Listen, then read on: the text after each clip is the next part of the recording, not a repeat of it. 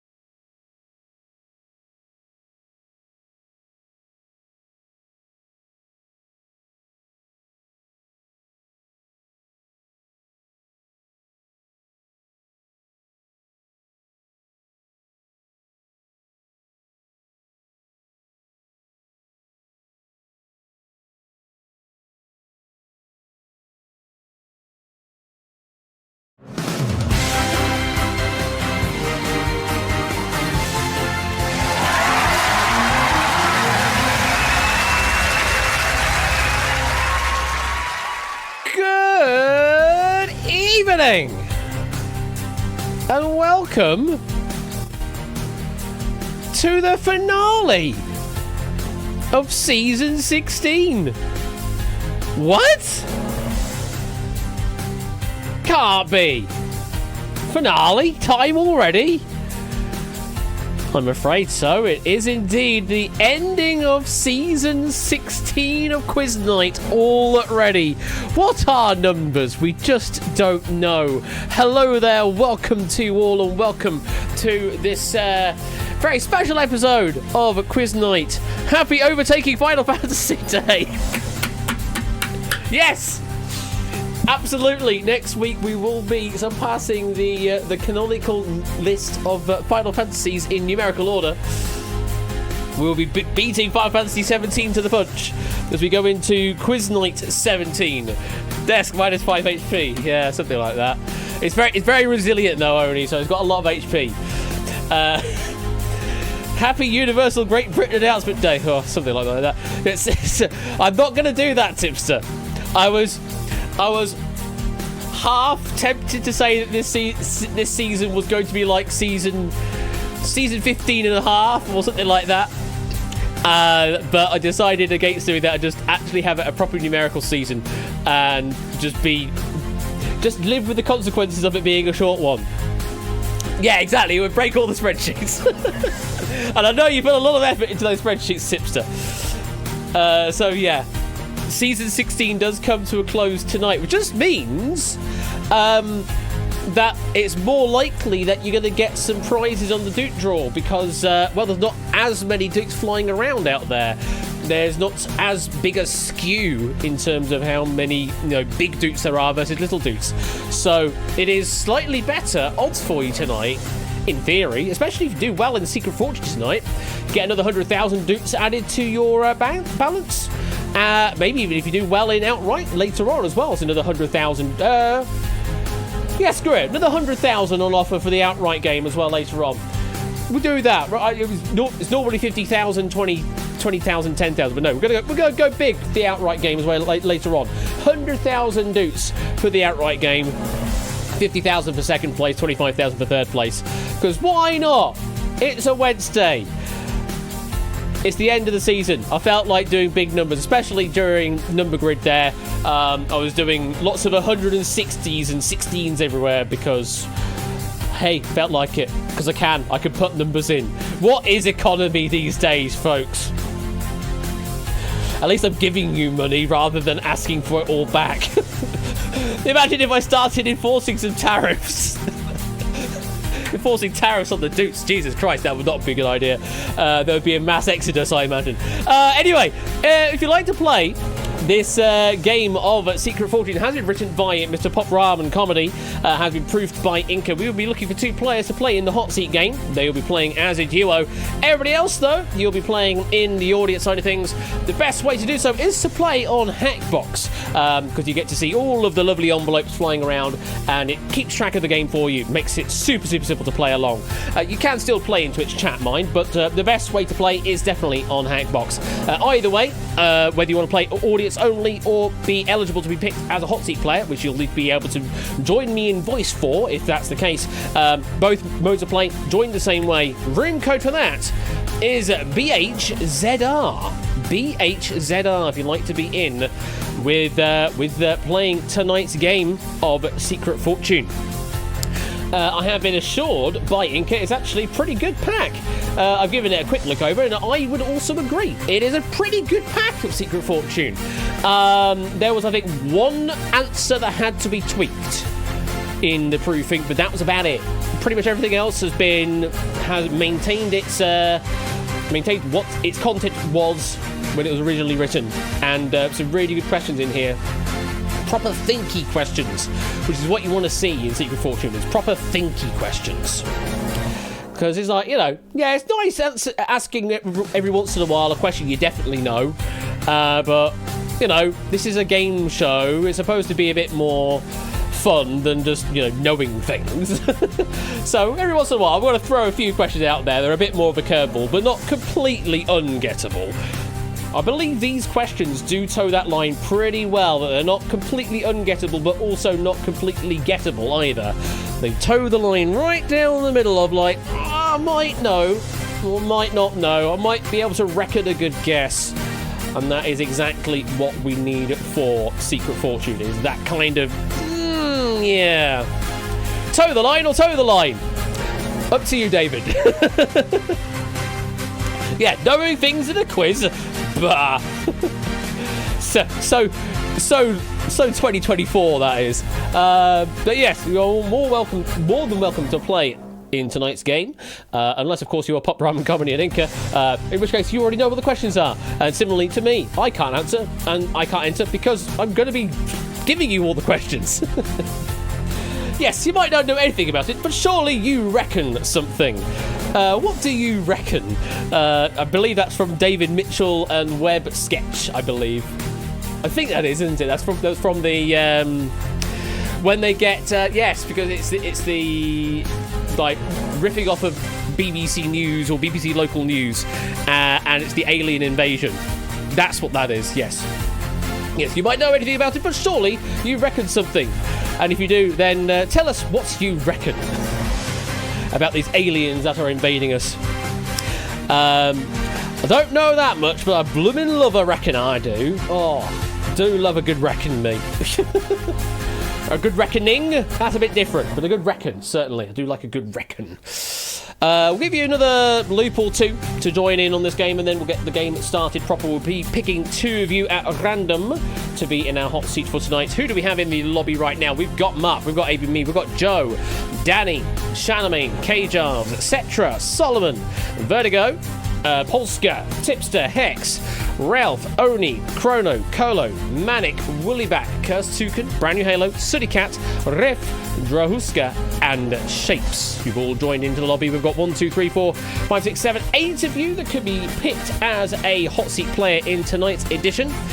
We will be looking for 2 of you to join me here in the main game, but we'll see how it all goes. And then yes, later on we've got a pack of Outright. Yeah, Outright, my first original format. We don't see much of that these days. But yes, we will have Outright close out proceedings for Season 16 tonight, written by Cetra. And it's a lovely pack again. It's another lovely pack with a lot of wonderful questions.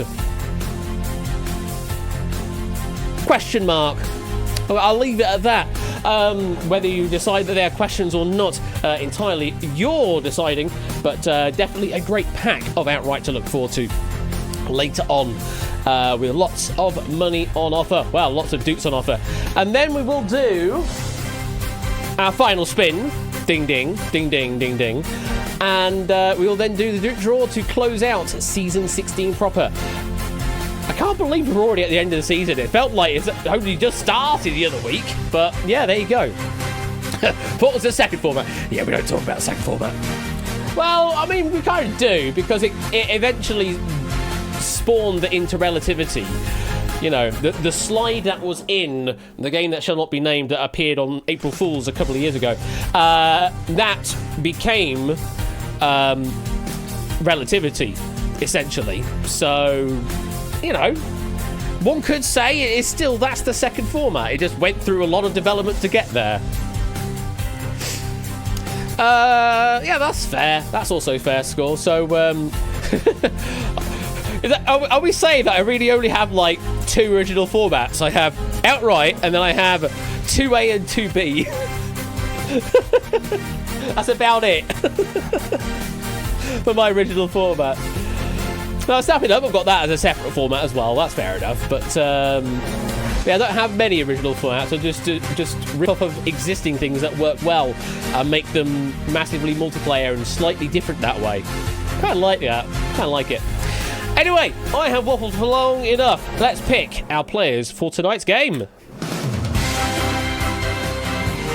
It's a Shanamain. It's a Woollyback. Hang on. Woollyback back again? So soon?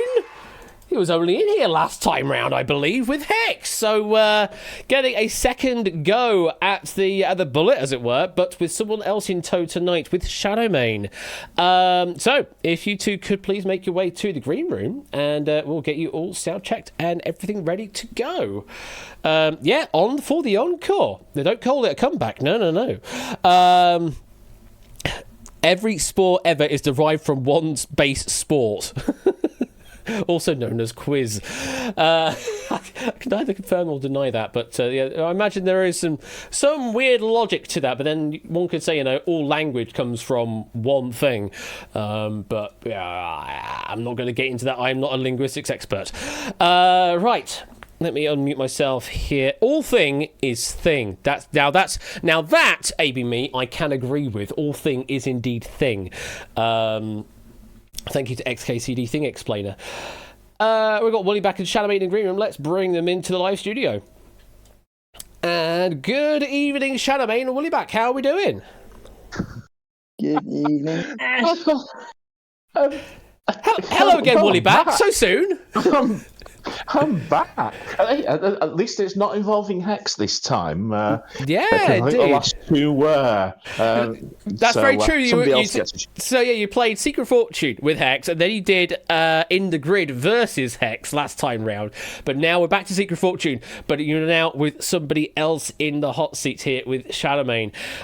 Shadow, you were last in the hot seat playing along with Ape back in 2024, was it? Goodness me, that's a long time ago that you were last in the hot seat. But you have achieved the maximum in a previous occasion. Not that occasion, but on a previous occasion.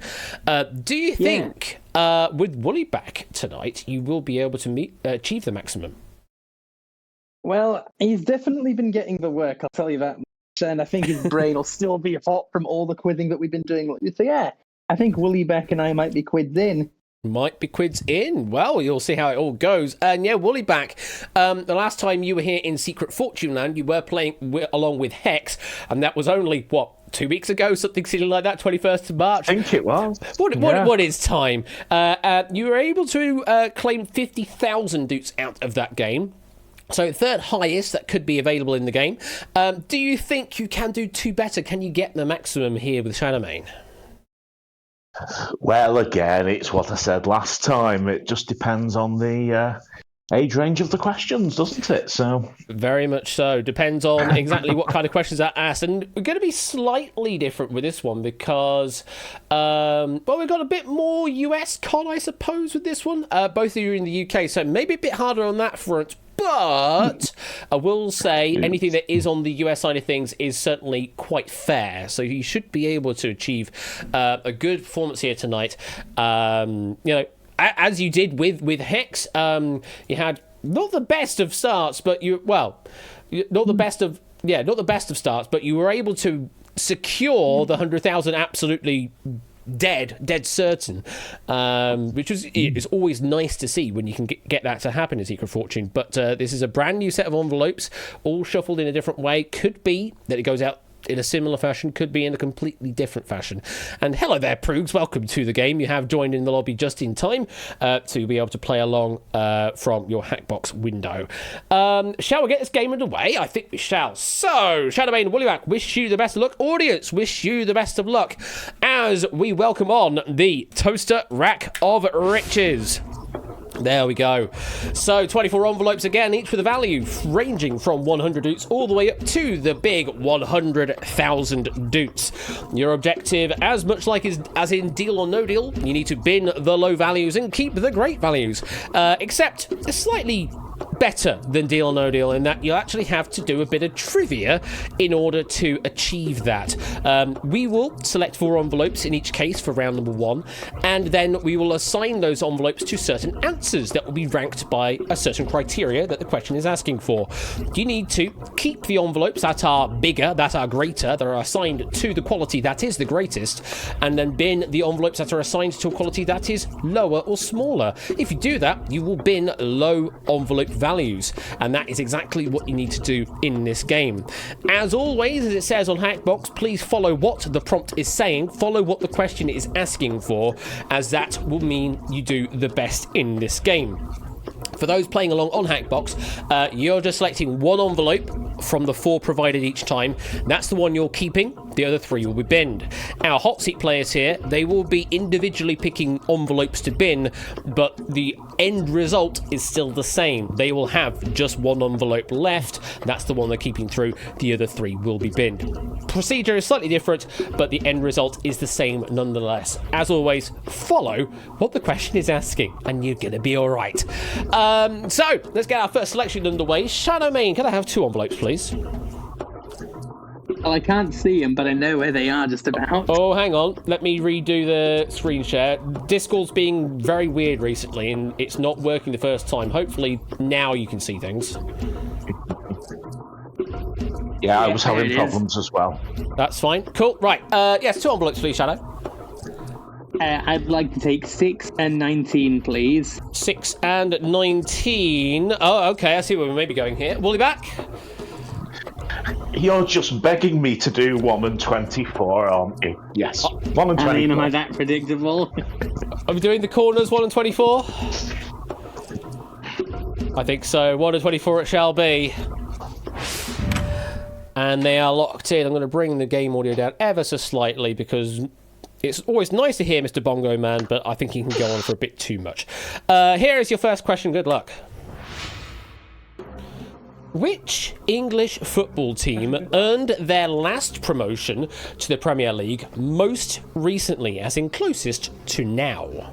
Your options are Watford, Leicester City, Sheffield United, or Nottingham Forest. So, as a reminder, we've assigned the envelopes such that the envelope with the greatest value is assigned to the English football team that earned their last promotion to the Premier League most recently. That's the one you're trying to keep, and you're going to bin the other 3. Any clues on your English football here? Yeah, I think I know this one. To God, we've got the lowest boxes here because this is not my area. Don't fret about it, Shannon. I've got this one. Oh, okay. I like the sound of confidence. I do like that. I've got this one, and I'll tell you why I've got this. Last season, it was Ipswich, Southampton, and it was. Oh, hang on. I might not have it. I've either got the best or the second best. Oh, hell. Well, if you do, then we can at least get some process on the way and get rid of the other 2. We can get rid of the other 2. We can get rid of the other 2, can't we? Go on. Right. Well, we can lose Nottingham Forest. Right. If Can't Quiz is watching this, I'm sorry about this, but yes, Nottingham Forest isn't the answer. Right. Yeah, that's definitely not the answer because they came up about 3 seasons ago. Right, so we're getting rid of Nottingham. So I can lose Forest, yeah. All right. We're smoking out Robin Hood. Okay, fair enough. And I'm only saying it's never the answer unless you have a bazooka. No! There's 8 worms, you know. But we are binning envelope number 6 to start with. So your secret fortune tonight will not be... It's a nice start, 3,000 dupes.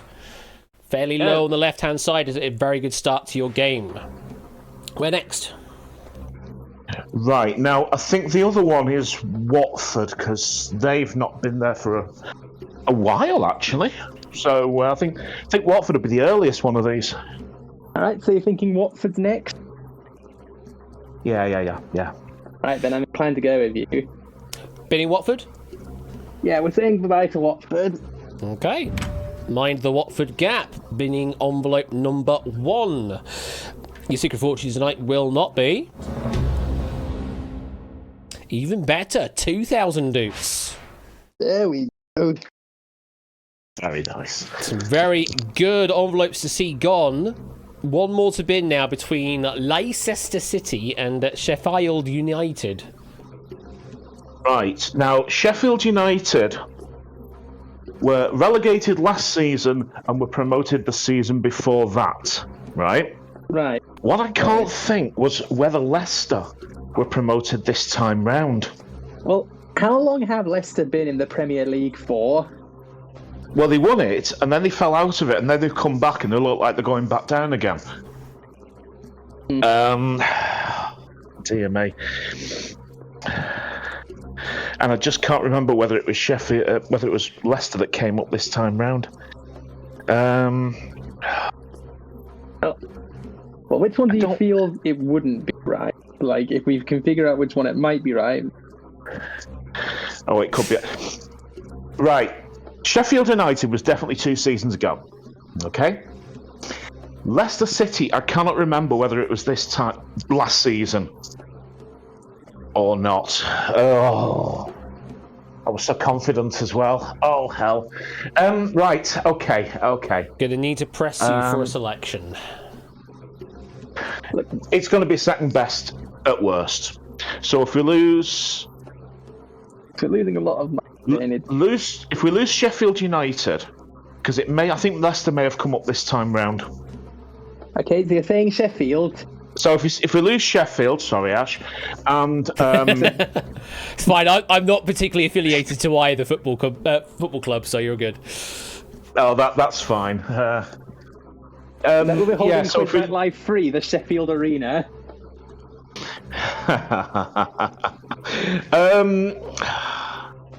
Yeah, I'm just a feeling Leicester was last season and Sheffield United was the season before that. So if you lose Sheffield United and we keep Leicester, Sheffield. Never to Sheffield. Yep. Okay. Sorry, I'm going to regret this.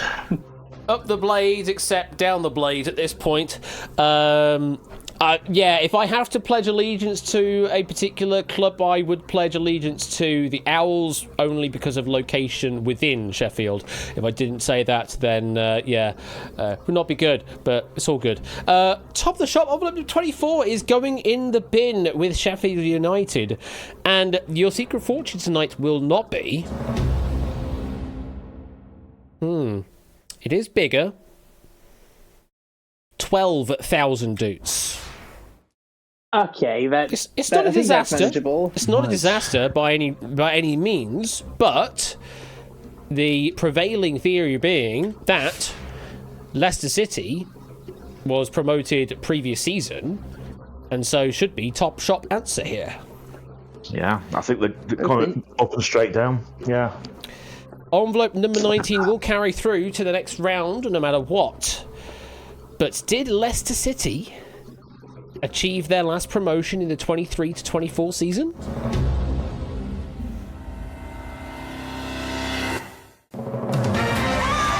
Yeah, absolutely. Absolutely you did, and you got a lot of the information that I already had on the card here. Yeah, Leicester City, they were last promoted last time round the 23-24 season. 40% of our audience also went the same way. Yeah, they were promoted alongside with Ipswich and Southampton, you mentioned. Sheffield United was the previous year. They were promoted with Luton Town and Burnley. Nottingham Forest the previous year to that with Fulham and Bournemouth, and then Watford previous to that with Norwich City and Brentford, subsequently relegated again, says Watford. So yeah, a great result there. You did keep the best envelope along with 40.9% of our audience. What do you then make for envelope number 19? Well, it's more than 12 grand, we know that. Yeah, it's a bit of a wide gap there right now, but you know it's on the right-hand side, so it's a decent value to keep a hold of. It could be the 100,000 in it, but either way, it could be your secret fortune. It's a nice start, though. Yes. And we are left with a nice pretty pattern still to select. Woollyback, we now come to you for 2 envelopes, please. Okay.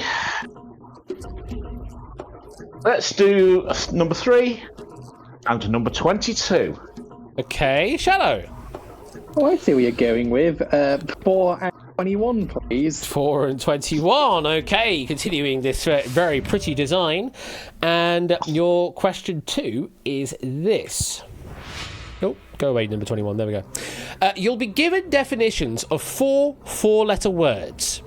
Which of them is closest to being an F word?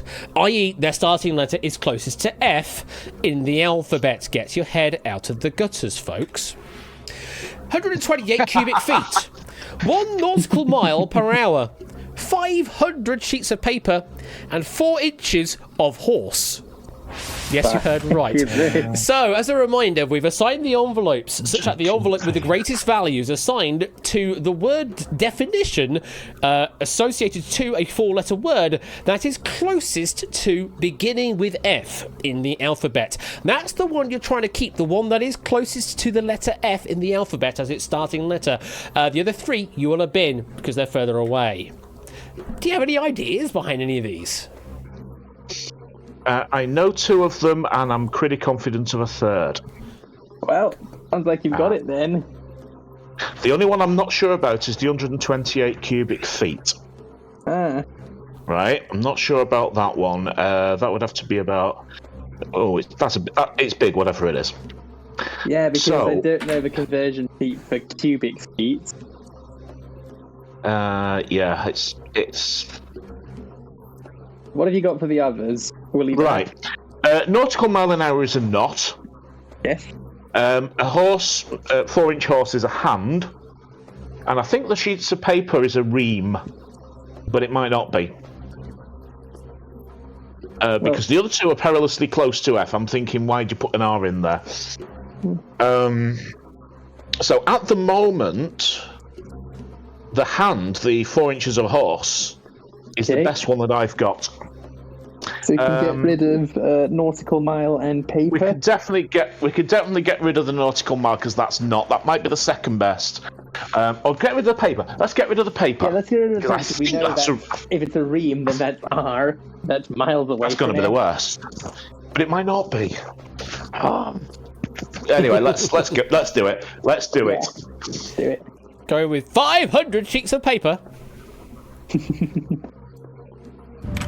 All right. Envelope number 4 is going in the bin.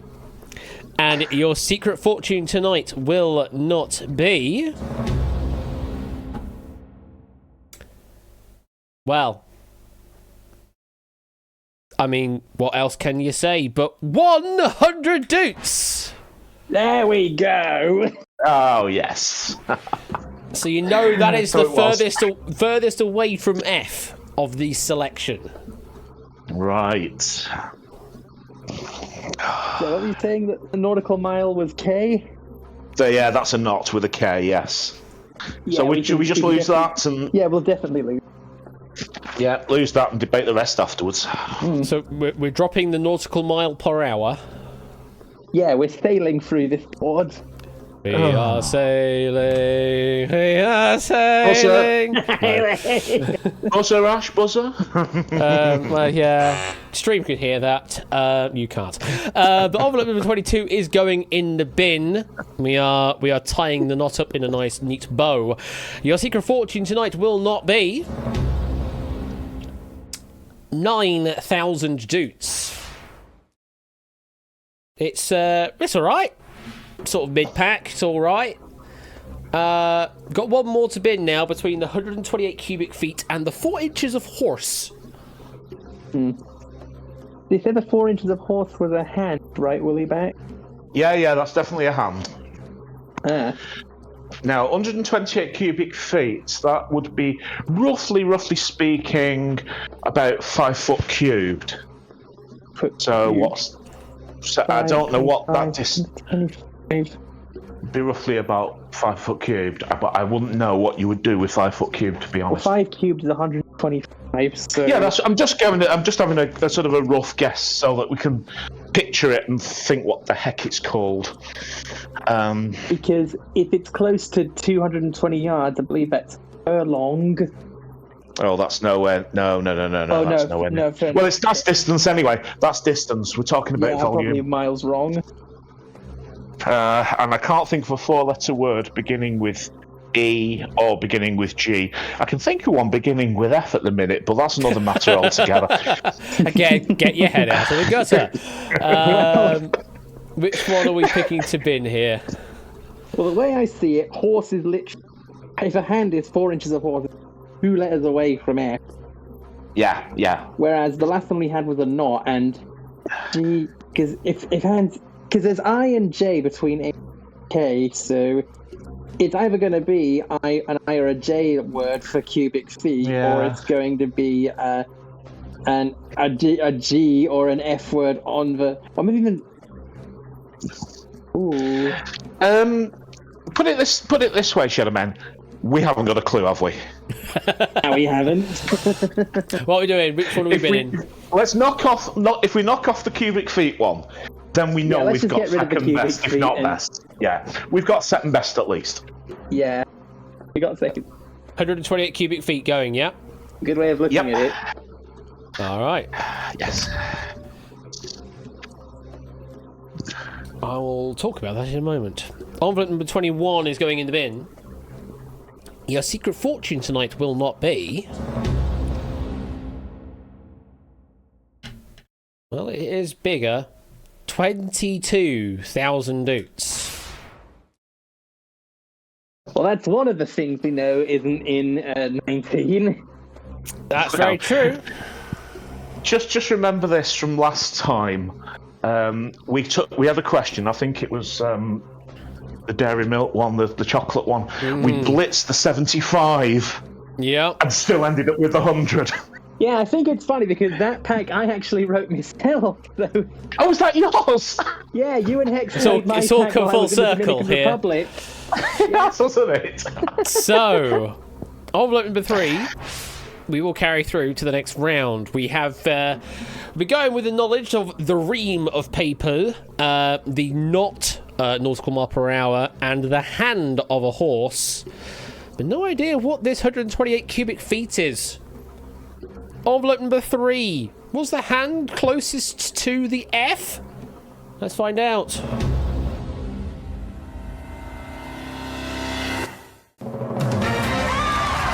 It was the closest to the F. We got a power 6. Power 6 in envelope 3 indeed. Now, so you got everything correctly defined apart from the cubic feet. Oren and Mark do have it in chat. Yeah, it is a chord, specifically defined as when racked and well stowed, arranged so pieces are aligned, parallel, touching and compact, occupies a volume of 128 cubic feet.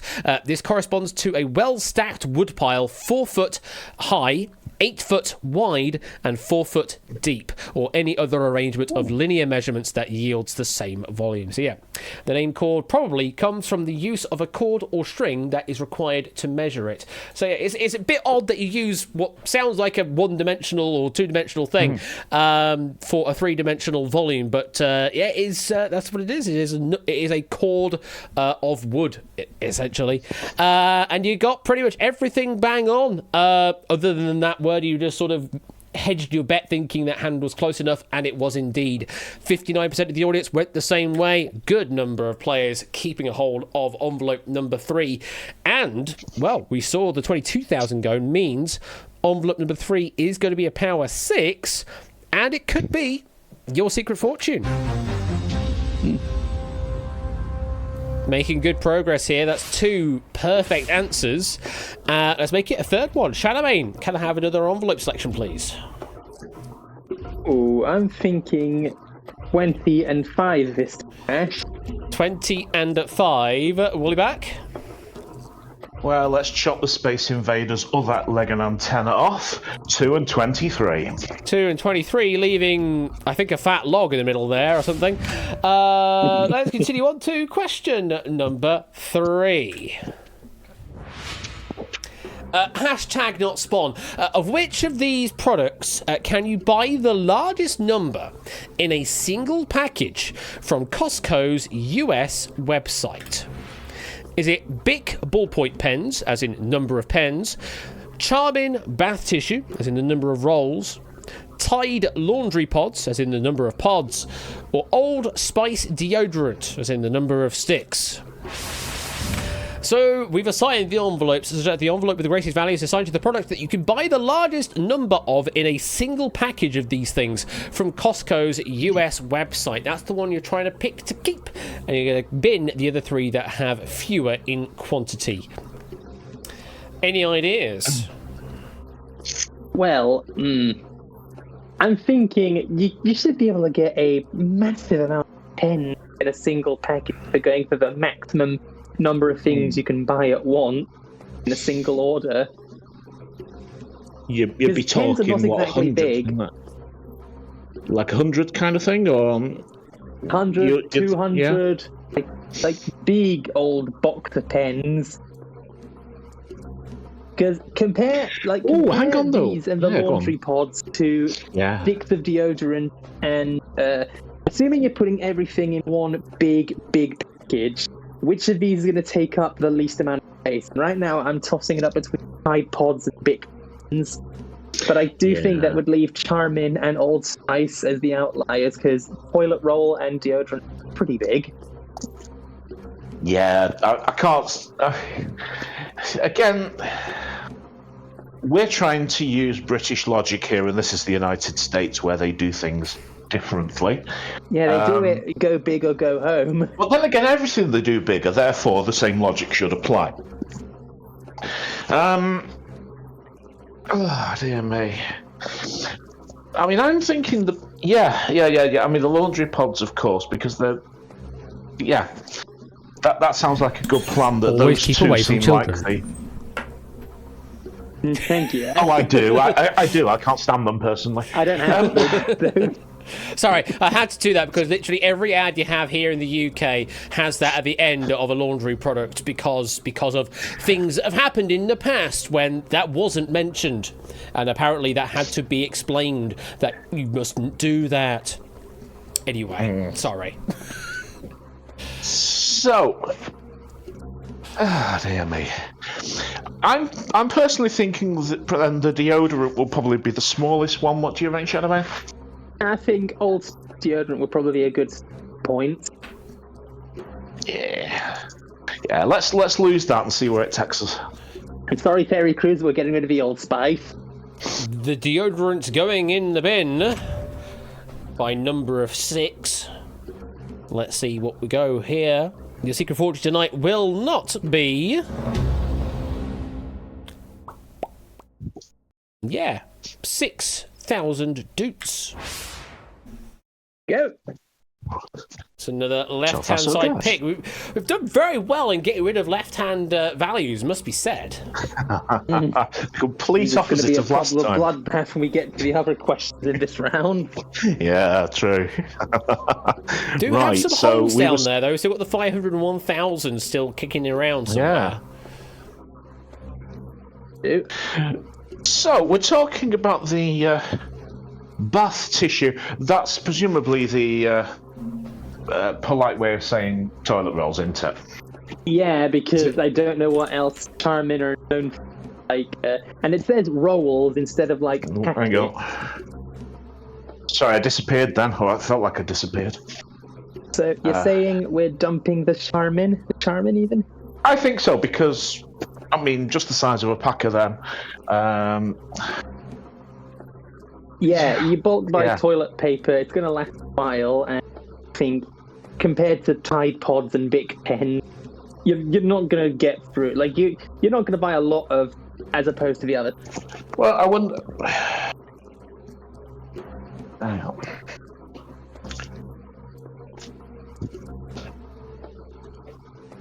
Are you happy with getting rid of Charmin, Woollyback, or do you have any other ideas? Are you still here? Yeah, Hello? I'm still here. Yeah. Am I here? Anyone? Yeah, I can hear you, Shadowman, don't worry. I can hear Woolly back as well. Am I here? Can you hear me? Yeah. I can hear you. Oh, good. Right, you're back now. You're back. Oh, dear. So we were losing the Charmin. toilet rolls, weren't we? Yeah. Toilet roll? Toilet paper? Yeah, go on, Going in man. the bin? Yeah, let's flush the bog roll. Oh, Definitely, tonight, yeah. definitely not pandemic times when we were rationing out the toilet paper. Yeah, we're just don't remind me of those Just days. throwing it out willy nilly. We don't care about the charming bath tissue. Or specifically the charming ultra strong bath tissue. Such a great way of describing it. Envelope number 5 is going in the bin, and your secret fortune tonight will not be. Yeah, it was that one. Just his next door neighbour. 7,000 doots. Okay. Well, that's good. 6 grand and 7 grand has gone. Can you make you the 8 grand next? That would be interesting. And then you put the next It's one between 10 grand. the big Yeah, that was ballpoint exact- pens and the Tide laundry pods then. So the logic I have here is that big pens are very easy to organize. Like, if you lay them out the right way, you can get like hundreds of thousands in a big box. Whereas with Tide Pods, they can get a little bit cramped and they're a bit more bulbous.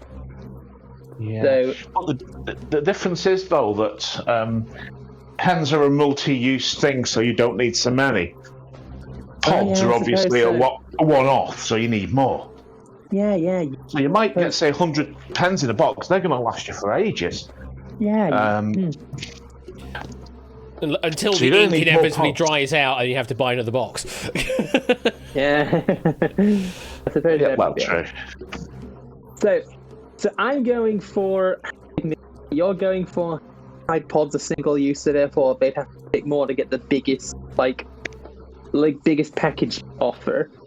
Yeah. So you're yeah. happy to keep the Tide Pods then? I'm happy to do that if you are.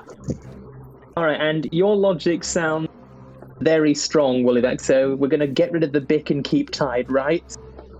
Okay. Lovely stuff. Okay, both in agreement, getting rid of the ballpoint Yep. pens by number of pen count. Envelope number 20 going in the bin. Your gut so far has been pretty good. Has it gone well for question number 3? We'll see. Your secret fortune tonight will not be... Rats, it's not 8 grand. I was so hoping for an 8 grand reveal then, but it's not. Instead, it's a 20,000 doot. Oof. Okay. It's a bit bigger, but again, we're avoiding that power 6. It's sort of being left on its own island right now. Yeah, and if this is the top answer, we know it's in there. Again, that's very true. If this is the correct answer, you know you've got another of the power 6 in your possession. Tide laundry pods? Are you correct?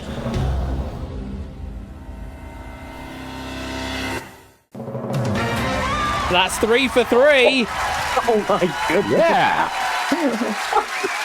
Your gut has been going incredibly well so far. You want to have a guess at how many Tide pods you can have in the biggest box of pods? It probably is about 1,000, I would say. Yeah, I'd say around It's 1,000, 2,000 area. no, that's far too many for a single box of them. 156 count is you can have in a single Well, box then. Okay. of the Tide laundry pods. Because if you're going that big with your laundry conditioner and things like that, you may as well just get a big jug rather than do the individual pod things.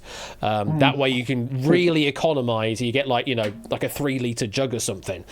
But yeah, 156 Tide laundry pods in a single box. The ballpoint pens, they come in counts of 50 in their boxes.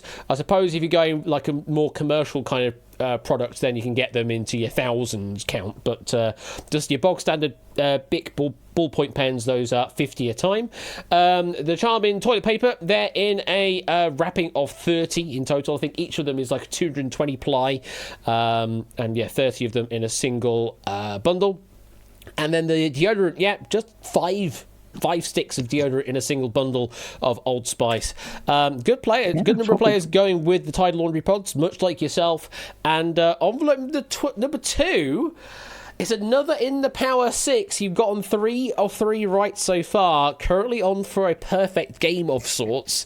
And in fact, you are still technically on track for the perfect game, where you have nothing but the top 6 going through to round number 2. That is possible. Based off the current knowledge we have, it is possible that you could be going through to round number 2 with the perfect situation, which we have never seen happen before on stream.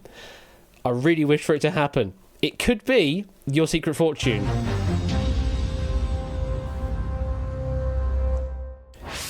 A quick reminder for our audience players to see what envelopes they currently have in their possession, though if you're playing on Hackbox, it should already be telling you that information ahead of time. This is just an additional bit of information for those that aren't playing on Hackbox or just want to have a peek at other people's selections instead. Shall we continue on? I think we shall. And would you like to wager, says Mark? You know what I might do? I'm going to, before we move on, I'm going to do a prediction. I want to do a thing. Will we get only the Power 6 left going into only the Power 6 left going into R2? Yes and no. We'll go with that. And you have a minute to make your predictions. And do it. And got it. Okay, so I put out a prediction. If you want to wager some Duke coin right now, if you think that we'll only have the Power 6 left going into round number 2, then say yes. If you think otherwise, say no. I mean, the likelihood is probably pretty low for it to happen, but there is a chance. So I'm curious to see what happens here at this point. Anyway, while that is going on, we move on to question number 4. Shadowing, can I have 2 envelopes, please? Oh, it's my turn again. 11 and 14, please, Ash. 11 and 14, interesting. Wally back. Gotta be done. 8 and 17. 8 and 17 to complete the pretty pattern. And they come down. You'd still have a few seconds left of the prediction. In fact, I'll give you until that ends, and then we'll reveal the question proper. There we go. That is now locked in. We have 8,000 Duke coin on the yes. We've got 128,000 Duke coin on the no. So this could be a massive swing if the perfect does actually happen. We will see how it all plays out. Question number 4 is this. According to the most recent British Social Attitudes Survey, which were Britons most proud of? Britain's achievements in sports, Britain's history, the way British democracy works, or Britain's economic achievements?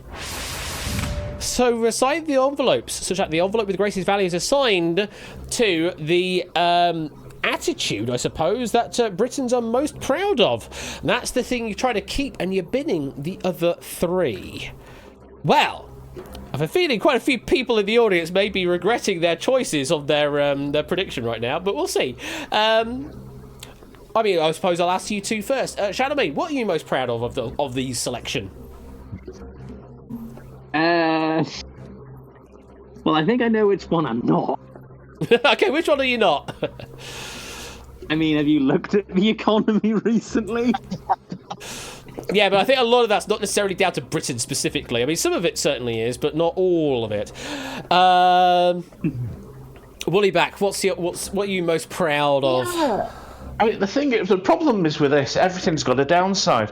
I mean, the sport one, yay, 1966 and all that, and you think, well, nothing happened not much since then, not in football anyway, I know it has in others. Britain's history, look what we gave world, look what we invented, but then we enslaved half of Africa. So it's like, there's things to be proud of and things not to be proud of about pretty much all of these. I mean, the democracy thing. Yeah, we have a very old democracy, but it's like only 2 parties running the show. Again, you can be proud of bits of it and not of others. And yeah, I'm with Shadowman on the economic achievements. See, the thing is, I think you're quite rightly thinking quite in detail about this, but when the polls are, being asked about this, they're just going. It's just going to be a simple, yay or nay on one thing, and that's it. And they're not going to weigh the pros and cons necessarily in the heat of the question. They're not. Yeah, I like this. That's going to be it. That's sort of the vox pop kind of answer of this. Yeah, I understand that. What I was trying to get at was, if one of these had been an unmitigated yes, we're proud of that, then that would be our answer. But all of these have got up and downsides. Except the economic achievements, which seem to have down and downsides.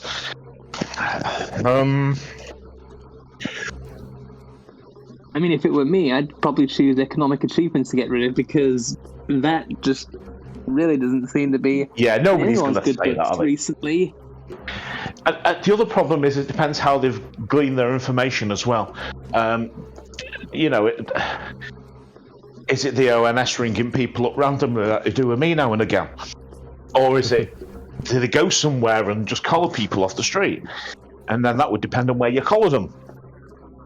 Yeah, and then there's all the stuff that I was a bit worried about a few weeks ago involving the almost hit shing, so... Yeah. We need to pick some envelopes to bin at this point. We do. I'd probably say economic achievements is first to get rid of, because I don't think there's really much positive to think about that. And people do have short memories as well, let's remember this. Yeah.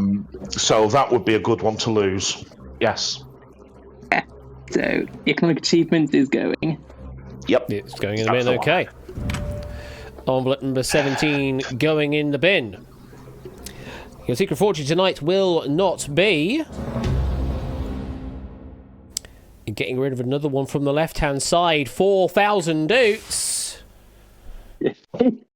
Doing very, very well here, getting rid of stuff on the left. Right.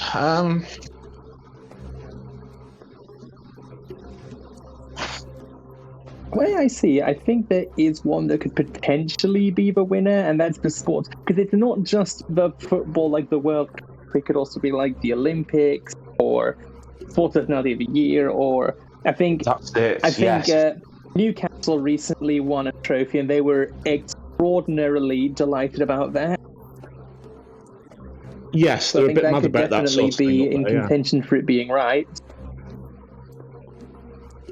Depends on when DeSoto was taken.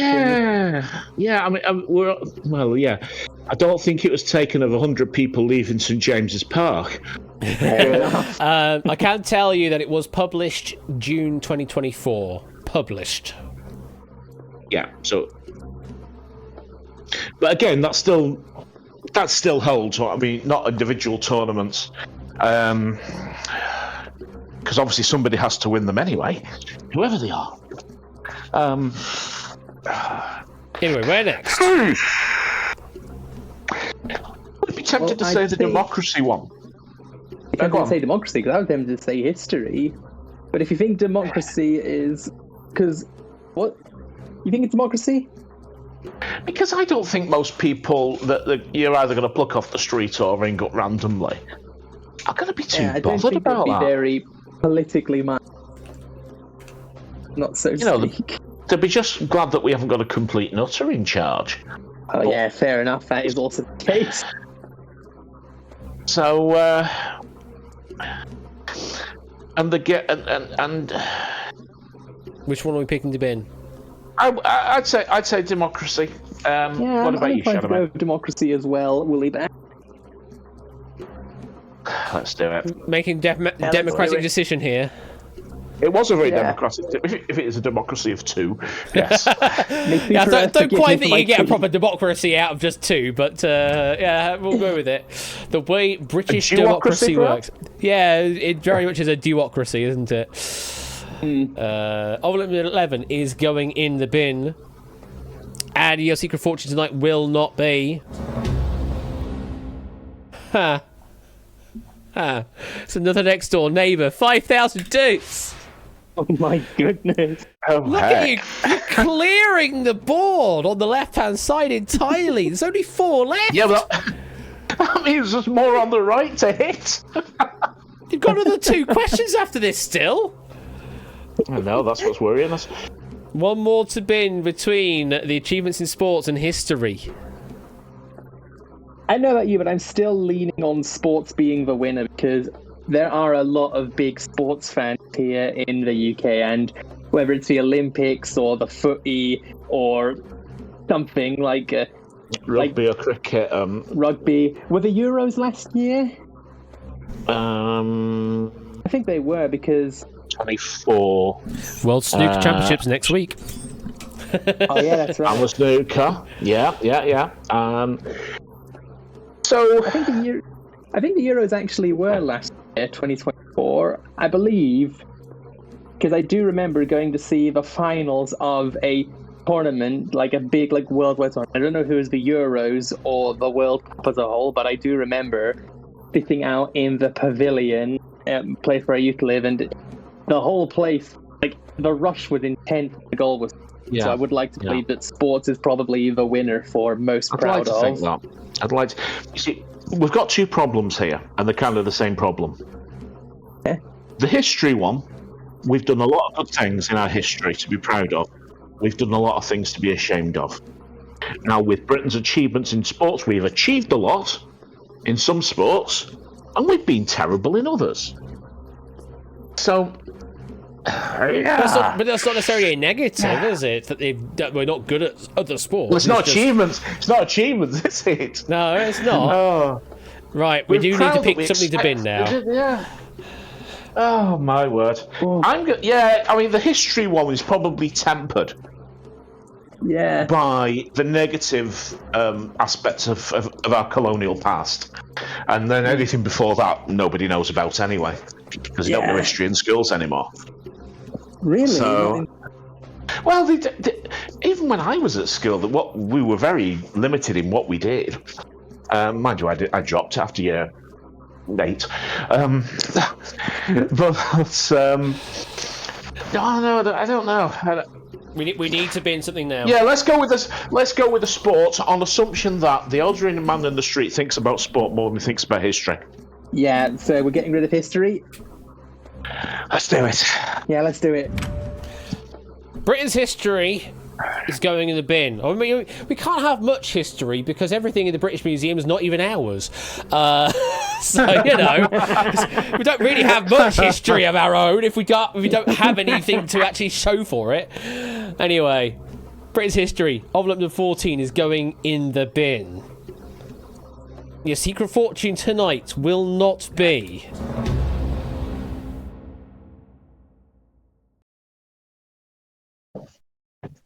8,000 doots.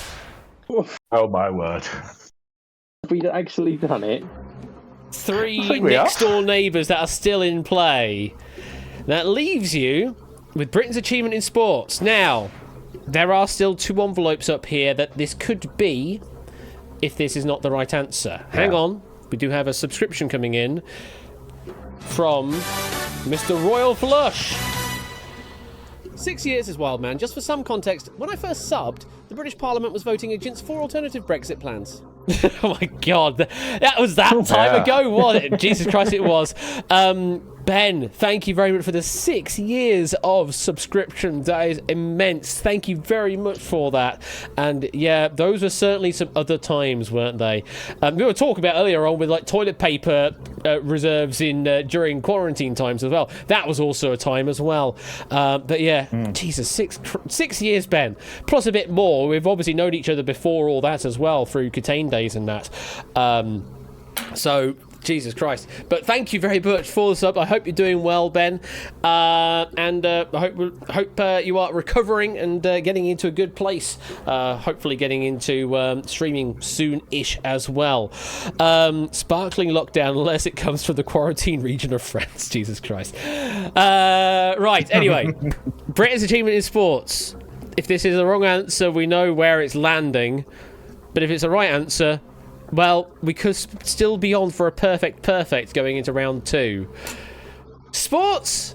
Are we that good?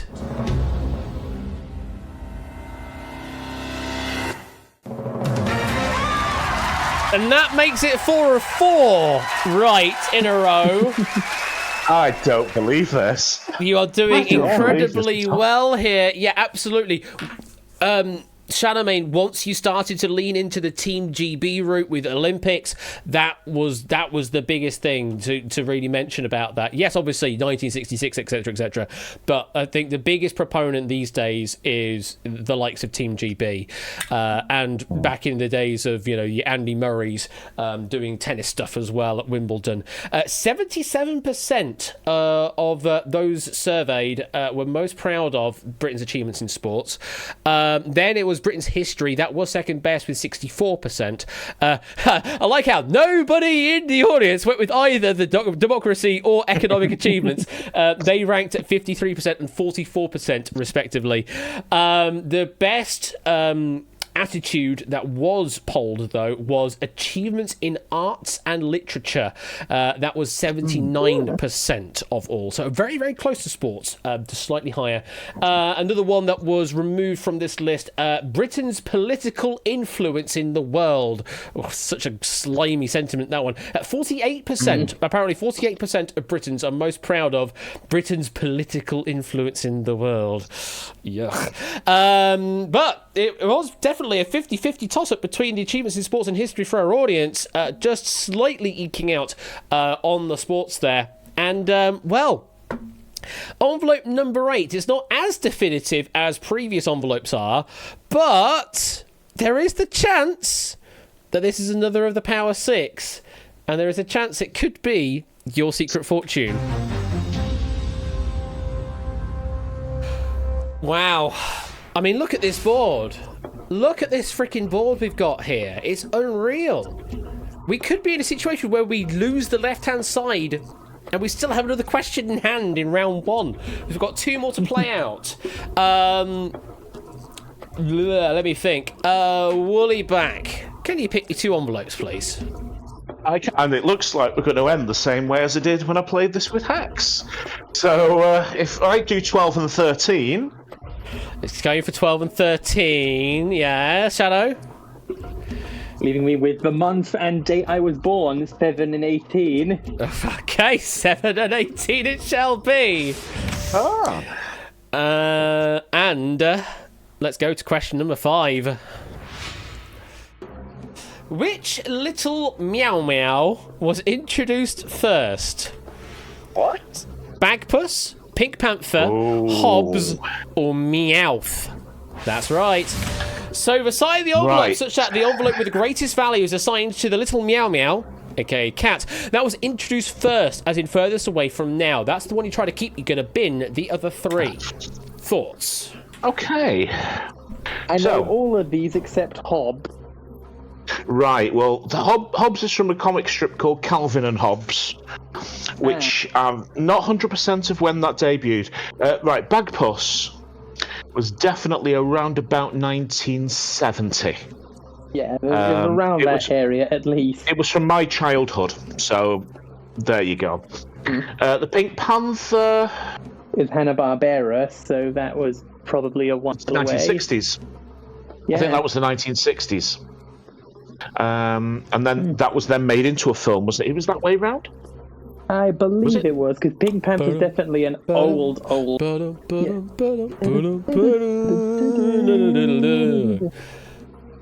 I have a feeling that's quite an old piece as well. So, well, it's certainly the 1960s, if not before. So I think that might be it. Now, what do you know about Meowth, Charlemagne? Well, Meowth is a Pokemon that was introduced when the very first, I know that Pokemon was out. I think with the frogs of the 80s. I think Meowth was made popular by, of course, Team Rocket, as partnered with Jesse and James, but it is very much a Pokemon.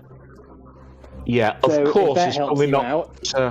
Yeah, of course was probably not a good word to use when talking to me about things like Pokemon, but anyway, no worries. So we're talking the 90s there for that one, yeah? Yeah, late 80s, early 90s, I'd say, for Meowth.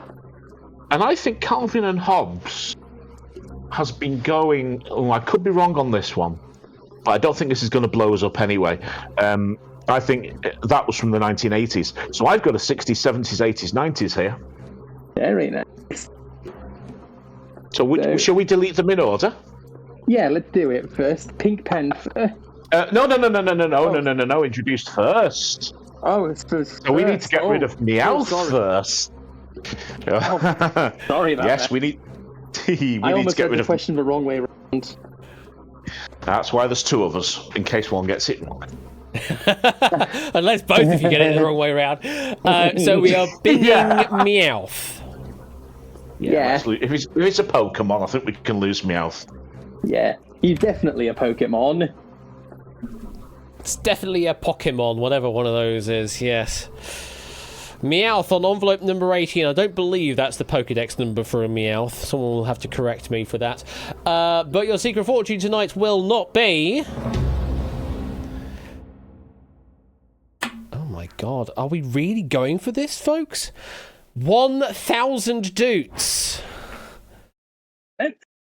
Oh my god. Now you do realise this means War. that if we're right, then the 500 is still out there. Oh my god, that's crazy. Right. So the next one we would lose in this respect would be Hobbs. Yes, Hobbs. Because I think Calvin and Hobbs was sometime in the 1980s. Go with Hobbs. Yes, let's go. Okay, envelope number 12 going in the bin. Your secret fortune tonight will not be...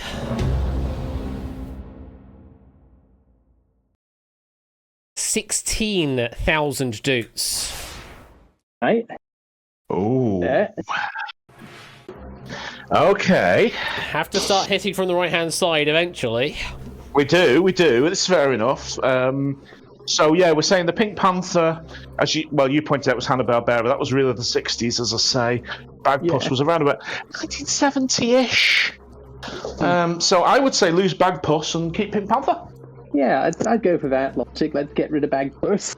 Bagpuss going in the bag, unfortunately, and being thrown into the bin.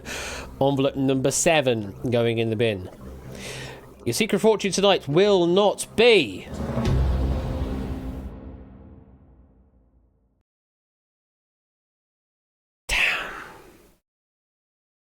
It's one of the Power 6, isn't it? 25,000 Doots. It's the lowest of the Power 6, but that does mean we will not be having only the Power 6 left. So I can mark that prediction off. Well, we tried, yes. You definitely tried, and you made it the lowest it could be, at the very least. 25,000 has gone. The best one. I mean... I think we're still on the best. You sound pretty confident here. Means you could be having another of the Power 6 in your possession. Though obviously now we know it's not the 25,000. Pink Panther. Is that the correct answer? Were you first? Were you the top cat? Absolutely the top cat. 5 of 5. This performance is incredible, absolutely incredible. And you basically nailed the premise of the question as well. Each of these from an individual decade. They were actually all exactly 11 years apart, which is even more incredible. Pink Panther in 1963, Bagpuss in 74, Hobbs in 85, and Meowth in 96. Good majority of the players, 59% of you, did go for the Pink Panther and have claimed one of the Power 5 in this game with envelope number 13. Goodness me! Envelope number 13 could be your secret fortune. Oh boy. So you've got 5 of 6 right. That equals the record that we have for most correct answers in a round 1. We still have one more question to play. 9, 10, 15 and 16. Let's load it up.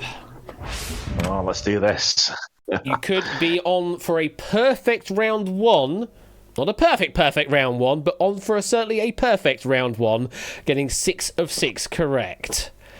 Let's see how we do. The question's this. If you started to make each of these drinks based on the recipes of Alton Brown, of Good Eats fame, at 5 o'clock, which would be ready to drink first? Is it a mint julep, a daiquiri, an eggnog, or a hot toddy. So, as a reminder, we've assigned the envelope such that the envelope with the greatest value is assigned to the drink that would be ready to drink first. That's the one you try to pick and keeping, and you're going to bin the other three that you think are going to take a bit longer to prepare, according to Alton Brown of Good Eats fame. Help! Help! Oh no! Have we found a chick in the armour here on both sides? Well, I'm teetotal for starters. Oh no! Well then, yes, this could be a bit of a problem on both sides then.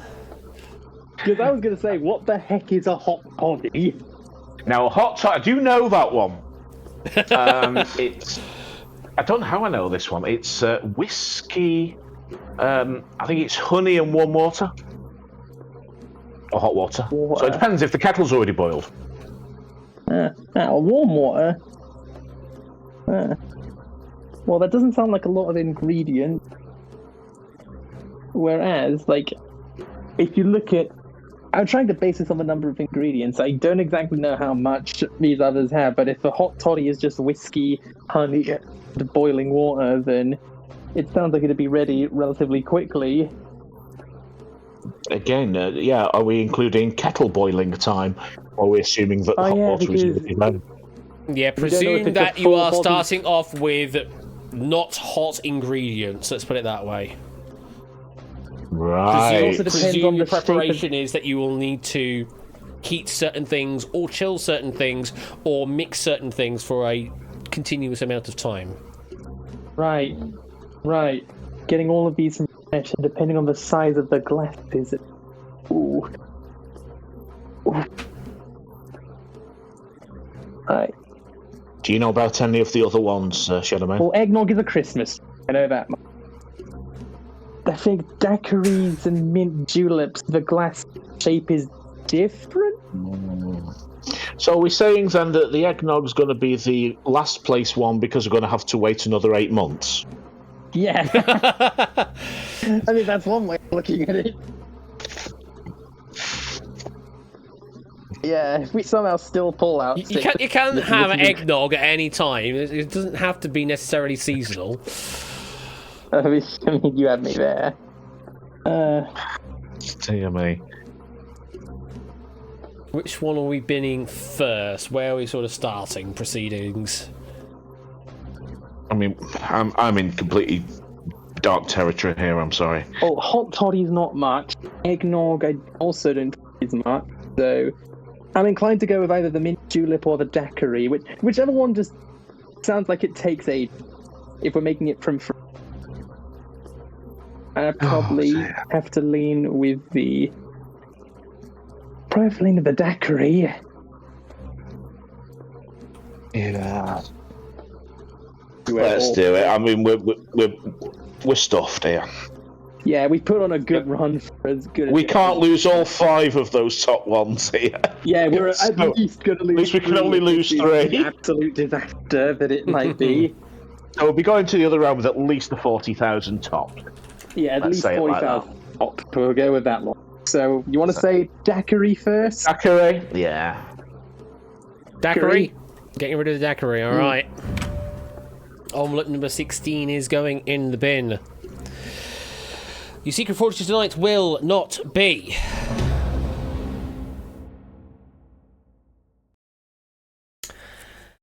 Well, I mean, this is an interesting reveal to make at this point, because you're guaranteed to win 10,000 doots tonight. You've got rid of the 500 doots.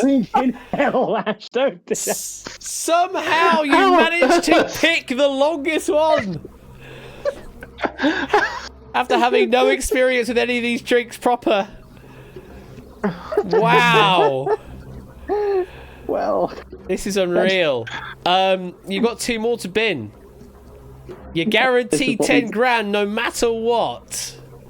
And that's rare to say. That is so rare to say going into round 2. That we have guaranteed you 5 figures. Yeah. Okay. So, with what we Right. have left, Willy back.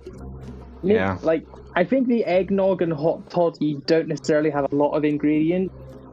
And I think eggnog sounds fairly simple to make, as does a hot toddy if it really is the ingredients that you're suggesting. So I'm inclined to say the mint julep might be on a port of call for getting rid of ants.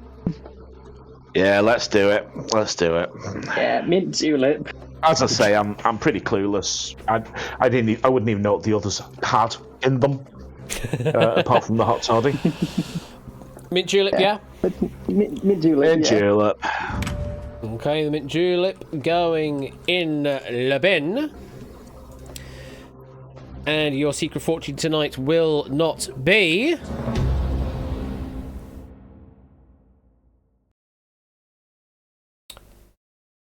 Okay. 50,000 doots. Right. It's... You can take that. Okay. It's a big hit, but it's not the biggest.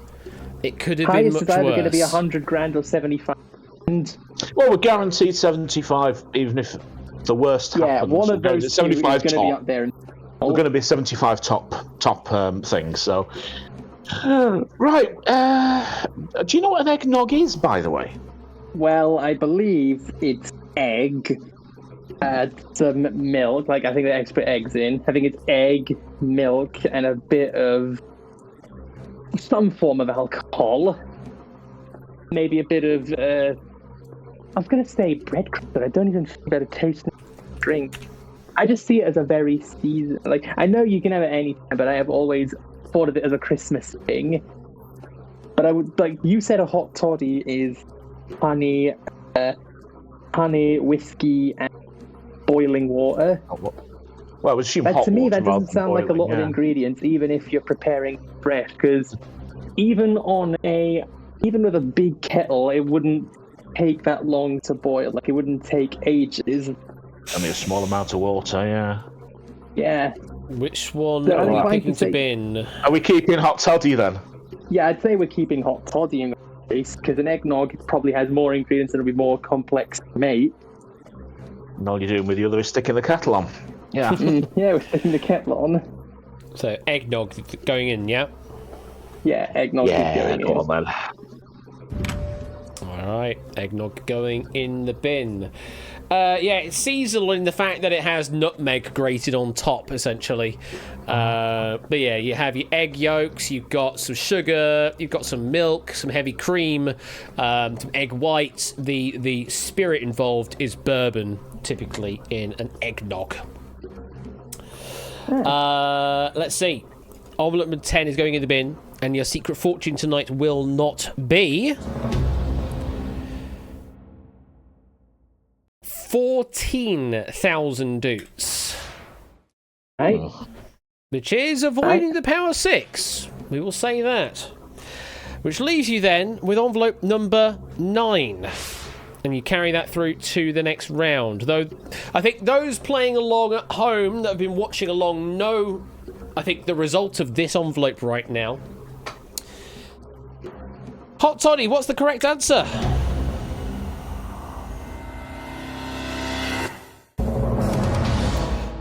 It was the mint julep with 50,000 doots. This is the last question. I'm not going to bother hiding it away for you because it's going to make no difference whatsoever. Yeah, the mint julep only takes 5 minutes to prepare, so we'll be ready at 5:05. Eggnog takes about 15 minutes to prepare, so 5 minutes 15. The hot toddy does take a bit longer. You have to stir in the sugar in that into the hot water mix, so it takes a little longer there. 35 minutes to prepare that. Daiquiri apparently takes 70 minutes in total. 6:10 is when it will be prepared, will be ready, is the daiquiri.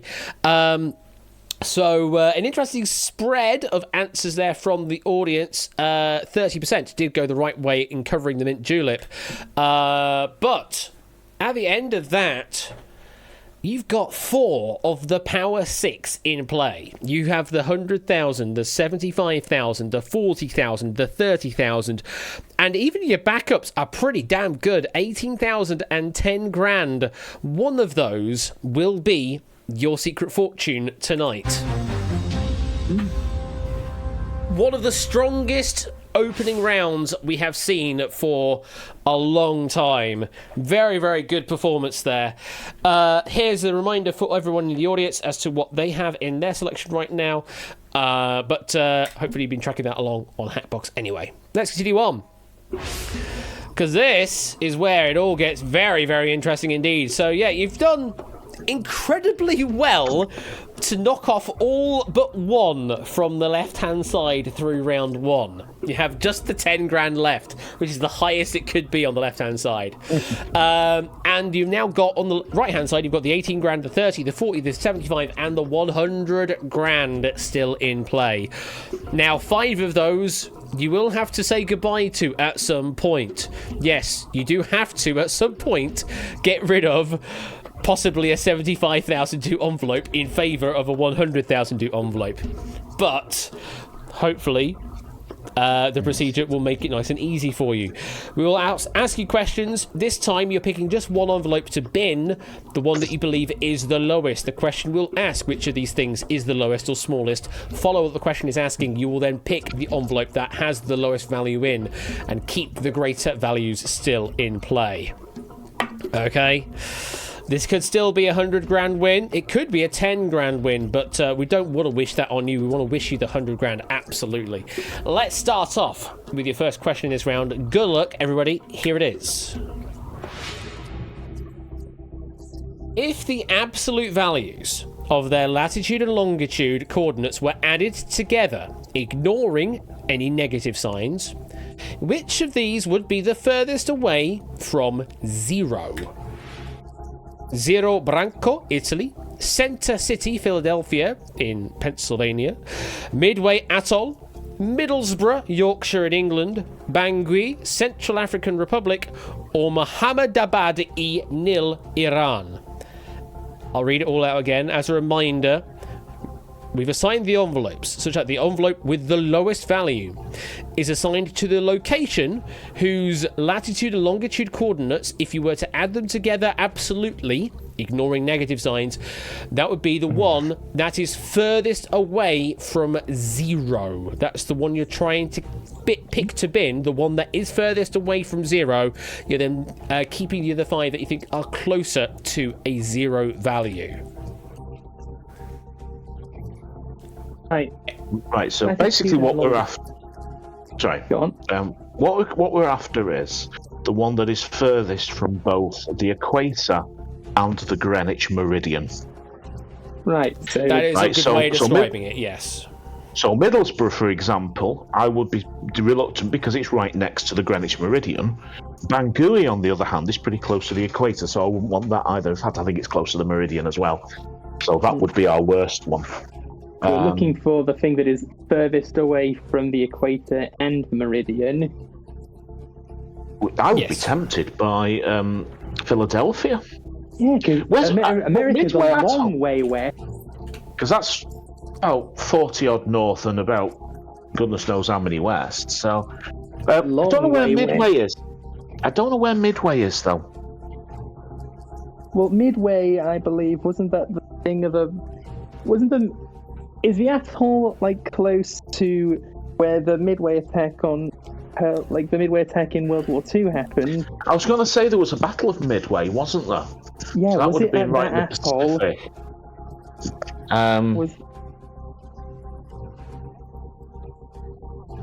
Or do we play it safe-ish and go Philadelphia, knowing it's going to be a better answer than Middlesbrough, Bangui, Zero Branco. Yeah, I'd be down to say the Philadelphia, Iranian Woolly ones, well, because it's miles away. And when you think about Middlesbrough, Iran, and the Central African Republic, they are very close to that sort of midpoint of the planet. Yeah, like close to one or the other. Converging. Yeah, so you want to say Philadelphia, we get rid of? The only doubt I would have is Midway, but then again, might be close to the equator, but it's not. It's a lot further from the meridian. If it is where we're thinking it is. Right. But if we lose Philadelphia, then we think we've got at least the second best there. So we're losing either the 10 or the 18, aren't we? Yeah. That like a plan. So you're getting rid of Center City, Philadelphia, yeah? You with that, Shinaman? Yeah, I'm right with that. Go Philly. Cool. Go Philly. All right. Center City, Philadelphia is going in the bin. Now, what's really irritating is we don't really know what's in any of the envelopes left other than where their vague position is. So we're not really rooting for any particular number. So this reveal is going to be a bit pointless. But what envelope number is assigned to Center City, Philadelphia?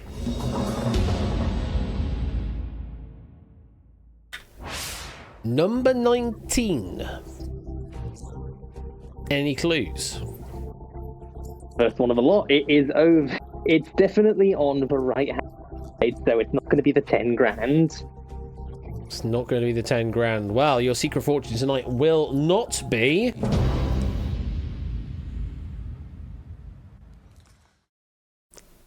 $18,000. Yeah, there you go. So you were right, best. it was second best. And you are hovering around Midway Atoll thinking Battle of Midway.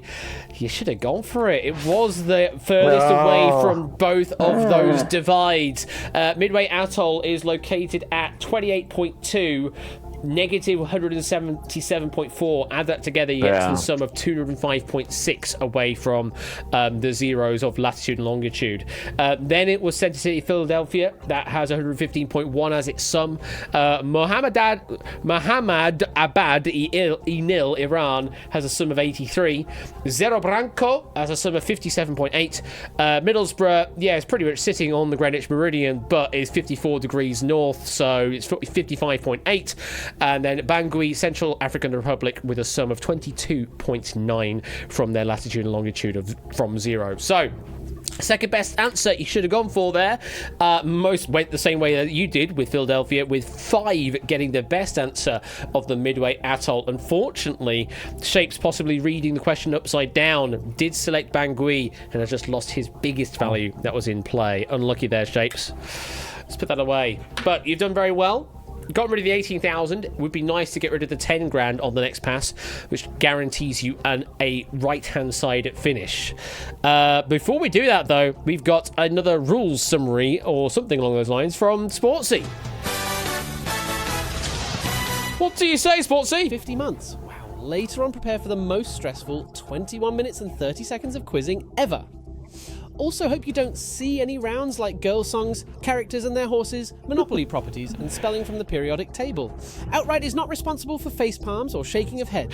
Correct. We are not responsible for any of those particular actions. Thank you for the 50-month reset there, Sportsy. 100. What a time for me to turn up, Ash. What a time for me to turn up, Ash. Indeed, Puzzle. Welcome on in. Thank you for the 100 bits there, and hope you're doing well. And Cetra can confirm that none of those should be featured in this pack. Well, we will see when we get there. We still have a few more questions to play out in Secret Fortune first before we hit to outright later on.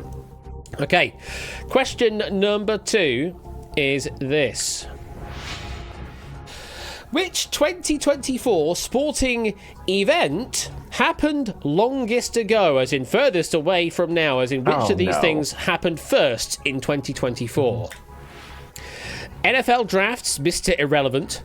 Olympic athletes accidentally swarm closing ceremony stage. Novak Djokovic complains about booing at the All England Club. Daniel Ricciardo's release from AlphaTauri. And Bobby Bonilla Day.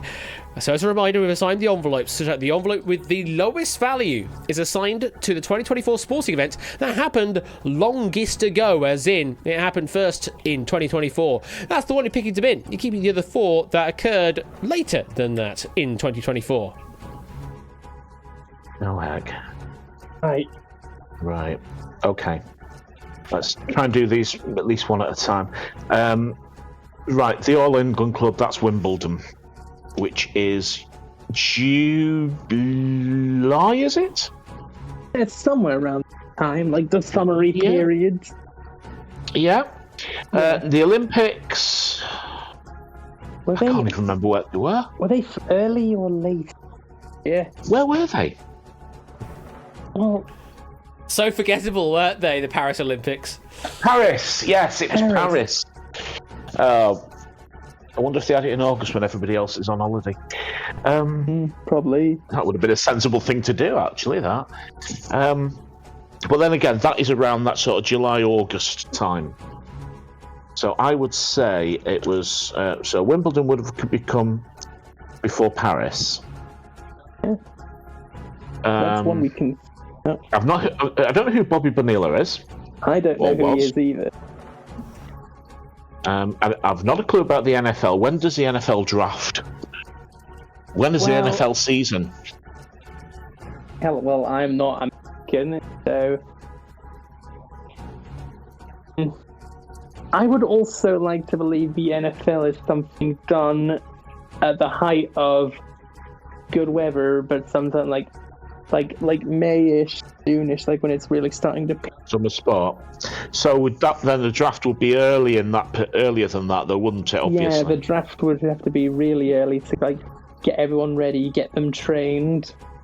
Sort of April or Yeah, I'd even say before around that? that kind of time frame. Because if we're right that Wimbledon and Olympics came later in the year, then Yeah. it's likely that the NFL draft was a better answer than the others. I don't know what AlphaTauri is. I don't know who Bobby Bonilla is.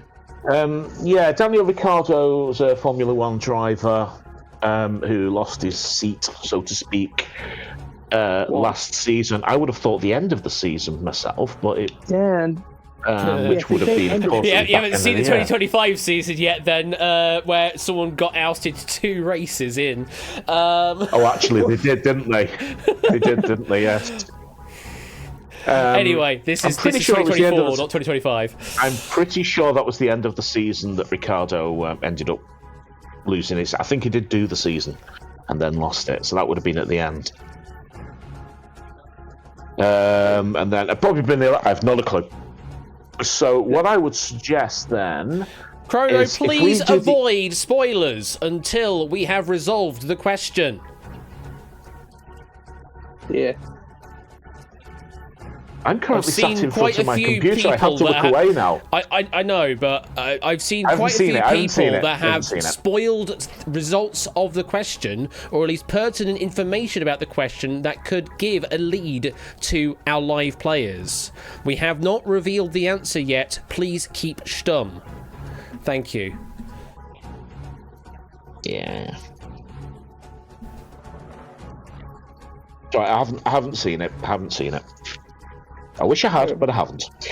Oh, but So yeah. if we go for the NFL then, Yeah, I'd say go for the NFL because it seems like then the it can't be the safest bet worst because you've Because got you those have the two summer draft, ones. and then because the draft is early, and then the season is Christ knows how long. Too long, some would say. So, yeah, Which We one go are with we? NFL. Which one do we want to pick to bin here? Which we think occurred If we earliest in the go year? with the NFL then, yeah. The longest I think the time NFL ago will be was safe. definitely the NFL. We believe. because we think there's two later than that.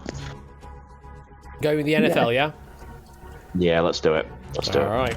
We will pick the NFL draft then. We will draft the NFL draft in some regard.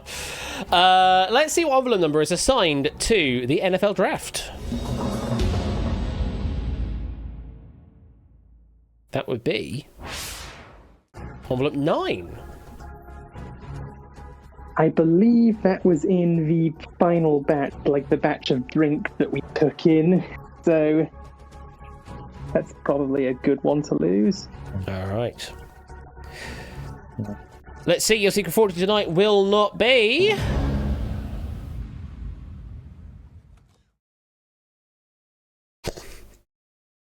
You've looked into it. 10,000 toots. Yes.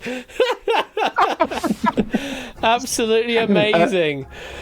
May I now say that I have looked at the spoiler and I am still none the wiser. Fair enough. Not a but clue. I know that can kind of trigger some memory It so can. for people though, giving half Didn't information about a deliver fact. for me. You've got a 30k minimum. You've got a guaranteed top 6 prize here. We did my lord. amazing, and we've still got 3 questions to go. I would say the best way to kind of remember about the NFL is, well, your Super Bowl is the end of the season, as it were, and that occurs in February. So it will restart again a couple of months later on than that. And you were right, it's in April. The drafts are in April. 27th of April was when Mr. Irrelevant was drafted. Then it was, if I get my list up, Bobby Bonilla Day, which is the one that referenced from Chrono. It's a retired baseball player, Bobby Bonilla, who gets paid by the Mets annually on that day, the 1st of July, until 2035. So that is known as Bobby Bonilla Day, for those in the know. Then Novak Djokovic, that is at Wimbledon. It is during July there at the All England Club there. Yeah, said that match was with Holger Rune was an excuse to boo, apparently. Olympic athletes at Paris 2024. That's the 11th of August when that all closed down. Without instruction, athletes made it onto the stage and were told to then get off. And then Daniel Ricciardo was not released at the end of the season. It was on the 26th of September. It was an unofficial retirement, just sort of kind of unceremoniously discharged from the team, which was kind of rude, but that's how it goes, I suppose. And this year we've had was it Liam Lawson with Tsunoda swapping places between Racing Bulls and Red Bulls, and that was after race 2, which is just ridiculous. It was, yes, I believe you were right, Tipster. It was before the Aussie Grand Prix, but was the first race this year, but wasn't the first race in the previous season. Anyway, you did well there. You binned the best envelope that you could have binned. A good number of our players also did the same thing. Unfortunately, 4 players selected Daniel Ricciardo and have just lost their biggest envelope of their selection. Okay. I mean, you've got a phenomenal ending here. 30k minimum. You still have the 100k and 75k in play. You're playing with house money at this point. You really are. But still got 3 questions to go. Still try and do the best you can, because if you do, you're only increasing your potential prize. Question number 3 is this. Whose House of Representatives has the fewest total seats? Australia, Philippines, Japan, or the United States? So as a reminder, we've assigned the envelope such that the envelope with the lowest value is assigned to the House of Representatives that has the fewest total seats. That's the one you're picking to Ben. You're keeping the other 3. Right. Any ideas on how many seats there are? Well, Not a clue. Now, the House of Representatives... Is that actually the title given to all 4 of these, or is that just a I know generic... it's called the House of Representatives in They're the about States. as close as you can get for all of these, yes. I believe Right. so. Because, So obviously we would call it as House of Commons, essentially, but yeah. It's the equivalent of our Commons. Okay, yeah, that gives us a bit of a clue in there. a way, yeah. I mean, Okay. the way that it's all split up is different in different countries, but that's about the closest analogue that I could describe, I would say. yeah, Because they're not going to have lords, are they? No, they're so, I believe that's Okay. tennis, if I'm not mistaken, but I could be wrong on that. oh, is that what the Senate does in the States? I don't know, Right, like- I get you. I think what I understand about law in the States, a bill goes to the House of Representatives, then it goes to the Senate, then it goes to the White House where it signs law. But if the House of Representatives is like that entry point, and we're not looking at the Senate thing, we are purely looking at the House of Representatives. Yeah. In Japan, I believe it's called the Diet, if I'm not mistaken, the place where all... The National if it's similar to Diet the is what House it's of called, Commons- yes. Yeah, I know it's the Diet in Japan. I must be honest, I do not know jack about Australia and Philippines' Houses of Representatives. Okay, let's take this from a different angle. Certainly here, each of our representatives, our MPs, represents an area of roughly equal population. Yeah, so... Okay, it's supposed to be about 100,000 constituents. I thought Obviously, it there are was some that 650. All that roughly equates to about 65 million, doesn't it? So it is about right for us. Now, if we followed that logic through, would it not be the ones with the largest populations that would have the most representatives? I see where Which you're coming from. Yeah, which would mean out of those 4, it would be Australia, because big place, but not many people. Yeah, big space, but not all of it is cities. I see where you're I from. don't think most of the outback is not going to have representatives. Yeah, fair enough. So, I know all those that would dingoes be need my- representation. So that would be my thought on that. Because the other three have. Yeah. Where do we want to go? Which one are we picking to bin here?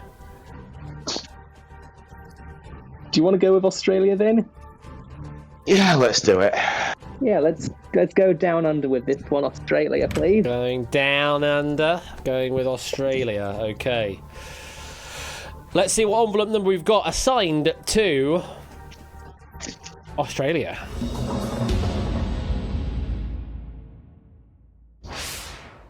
$13. Unlucky for some. Only a number. But it's certainly a number. We really don't know much about any of these remaining numbers. But what I can tell you now is your secret fortune tonight will not be...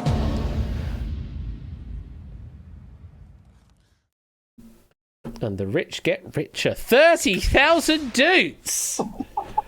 Blimmin' egg, we're really on a roll now, aren't we? What? Yeah, certainly are, Shadow. Yeah, What but a it's not open to- play! Oh my god! Yeah, Australia, you're absolutely right to go with that line of logic of, representative democracy and, sort of a relative value like that. Australia have only 131 in their House of Representatives. Then next is the Philippines. They have 316.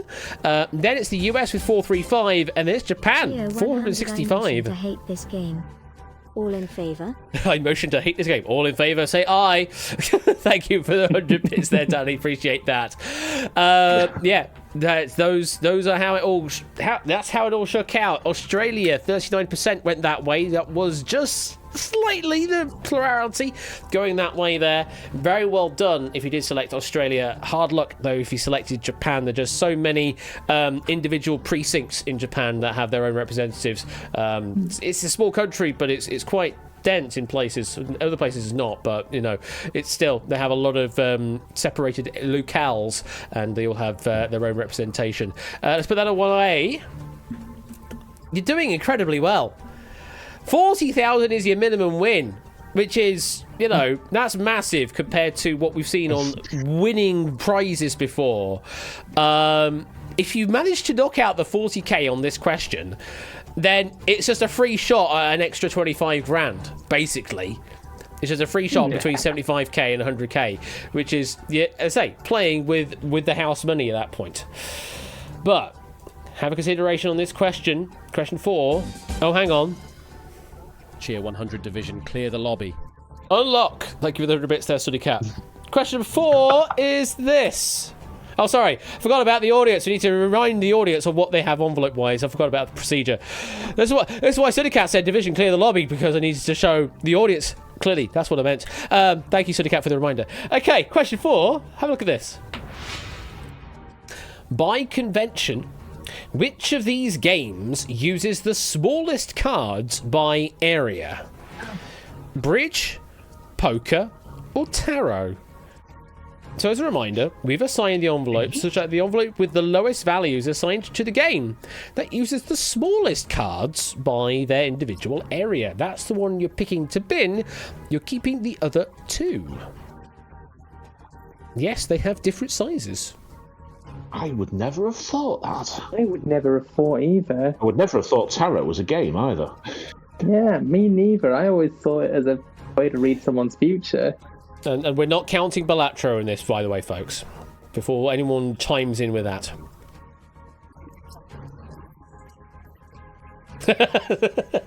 Rats. Well, it's interesting that you're saying by convention, because if bridge and poker can be played with a single, like with a regular deck of playing cards, then Yeah. you're throwing me out. That would hint then at tarot being smaller than the other 2. Yeah, On the other hand, because tarot cards, the problem Actually- is we need 3 distinct answers. yeah, And I You think need the three other distinct thing I'm sizes. coming to with tarot is because tarot cards are usually because the pick are very much more prominently featured on tarot because Yeah. they have to represent their things. Whereas with playing cards, it's like standardized. Like they can be like if the cards are if you could play both bridge and poker with a standard deck of playing. But then Yeah. why would they be two different? That's really, really throwing me. Do you need to pick an envelope to bin?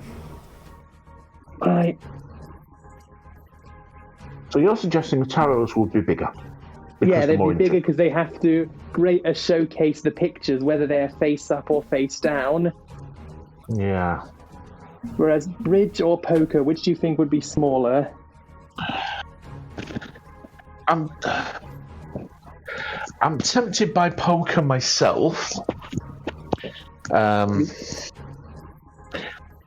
then I don't know. That's Which envelope are we picking to bin?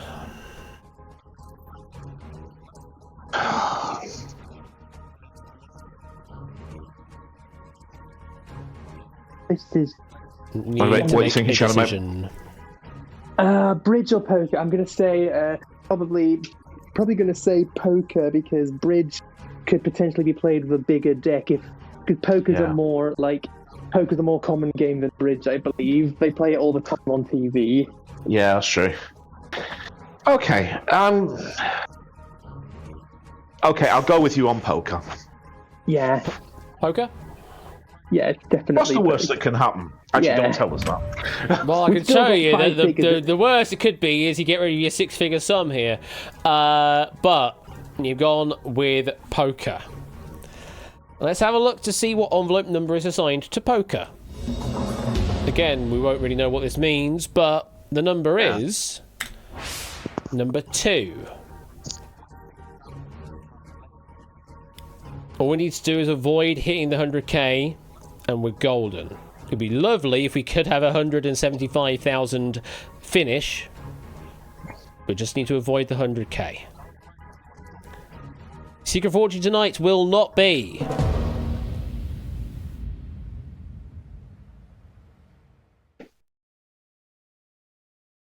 $75,000. You did avoid the 100k. You went down the middle. Is it expensive down the middle? But it is down the middle. So they are very similar sizes between bridge and poker. You were right to avoid tarot entirely. That is a bigger card in both dimensions. Tarot cards are 2.75 inches by 4.75 inches by convention.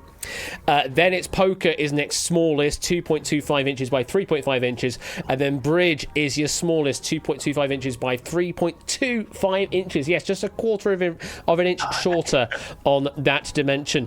The reason being with bridge is you're typically having to hold a lot of cards in your hand all the time, so every little helps with the size of the card just to make it a little more easier to hold them all. With poker, you're not really playing with too many cards in your hand at any given time, so that's the logic to go down that particular question. 60% of our audience did go with bridge and did bin their lowest value. Unfortunately, 3 players went hundo P on the tarot and have lost their 100k or worse. But you haven't gotten rid of your 100k. You still have that in play. 100k versus 40k on this final question. Oh boy! The last time the 100,000 Dukes was won on Secret Fortune, according to my records, in the hot seat that is, by the way, was of June 2024. So nearly a year ago was when we last got a successful 100k Doot win in the hot seat. Can we do it tonight? Let's see. Your final question is this. Which single was released later? Houdini by Eminem or Houdini by Dua Lipa?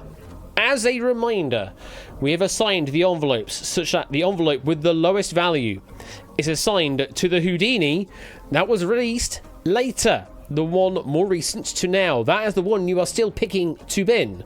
You will then be keeping the one that was released beforehand. That one will then be your secret fortune. Oh boy! Over to you, Shenlin.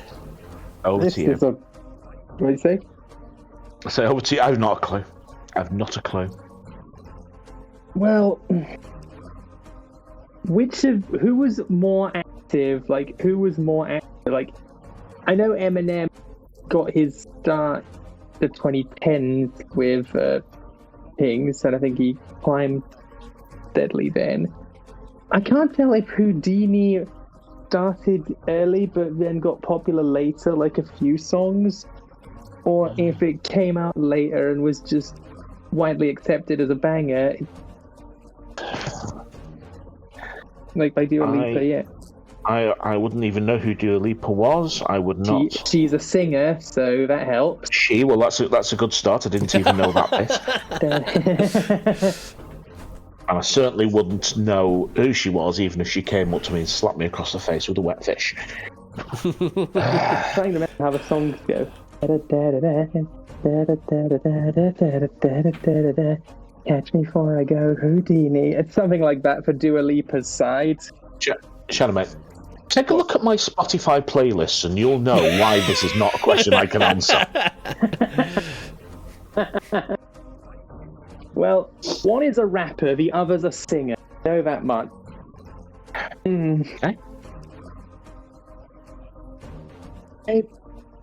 I'm tempted I mean, all to I know say- is Eminem seems to have been around for ages. Yeah, and yeah, if he was around for longer, then it stands to reason that he could have released Houdini earlier, whereas Houdini became a hit for Dua Lipa, because Dua Lipa, I don't think has been around as long as Eminem, but she has been making some big songs, and Houdini is a pretty big song in the world, so I'd like to believe that Houdini made it first, but it's not as popular as Dua Lipa's songs. In that case, if we're going for one released later, it's probably Dua Lipa's one. Dua Lipa. Yeah. Well, we've got 40,000 whatever happens, Yeah, so let's do it then. We're going Dua Lipa then? Dua Lipa. You believe Dua Well, Lipa's Dua Lipa's Houdini the answer. was released later, yeah? That was released later, that's what we're saying, isn't it? Mm-hmm. Okay. So that was the one Go we're then on. binning. Okay. So we are picking to bin Houdini by Dua Lipa. You'll then keep Houdini by Eminem. The envelope assigned to Eminem will then be your secret fortune tonight. Let's see the envelope numbers and see where they've gone. Not that we really know what the numbers really mean at this point, because you basically aced the first round. But for sanity's sake, number 8 is on Eminem, and number 3 is on Dua Lipa. We're going 8 Mile here at the end here with Eminem Houdini. Well, either way, envelope number 3. We don't care about anymore. You have binned that. We're not selecting that anymore. Instead, we are going to reveal envelope number 8 because that is your secret fortune tonight. Mom Spaghetti. Very much is Mom Spaghetti on this one, Ben. The difference in time between Houdini and Houdini is a difference of 6 months. Oh, then. Something like 6 months between the release of one and the release of another. That's how close this was. Your secret fortune tonight is...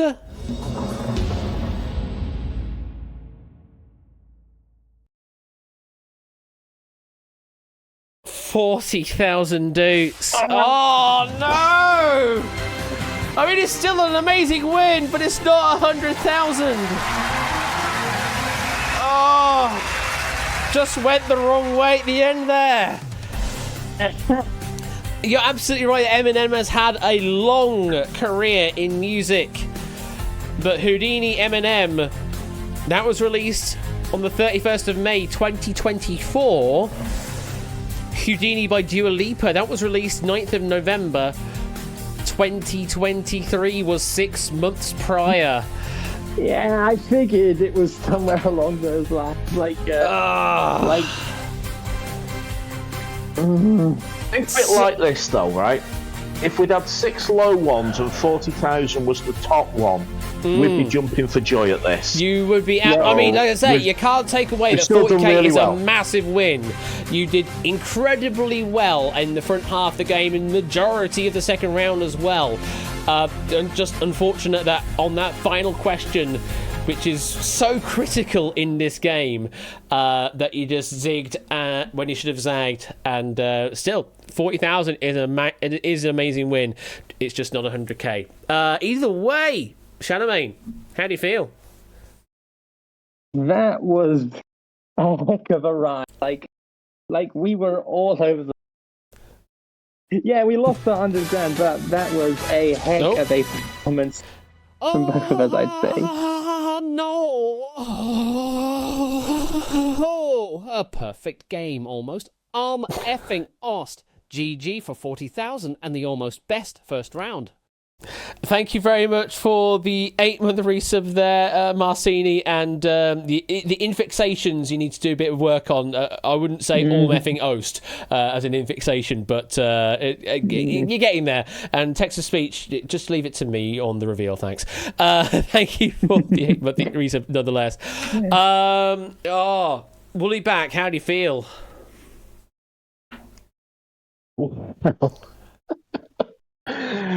Oh dear, mate. Well, it's been a great game, and yeah, it feels disappointing because we had the 100, but on the other hand, we've got the 40. It's still a brilliant. I mean, that first round, Shadowmane, you were brilliant. Well, we were, but I don't like saying that about you. You were incredible too, Willie.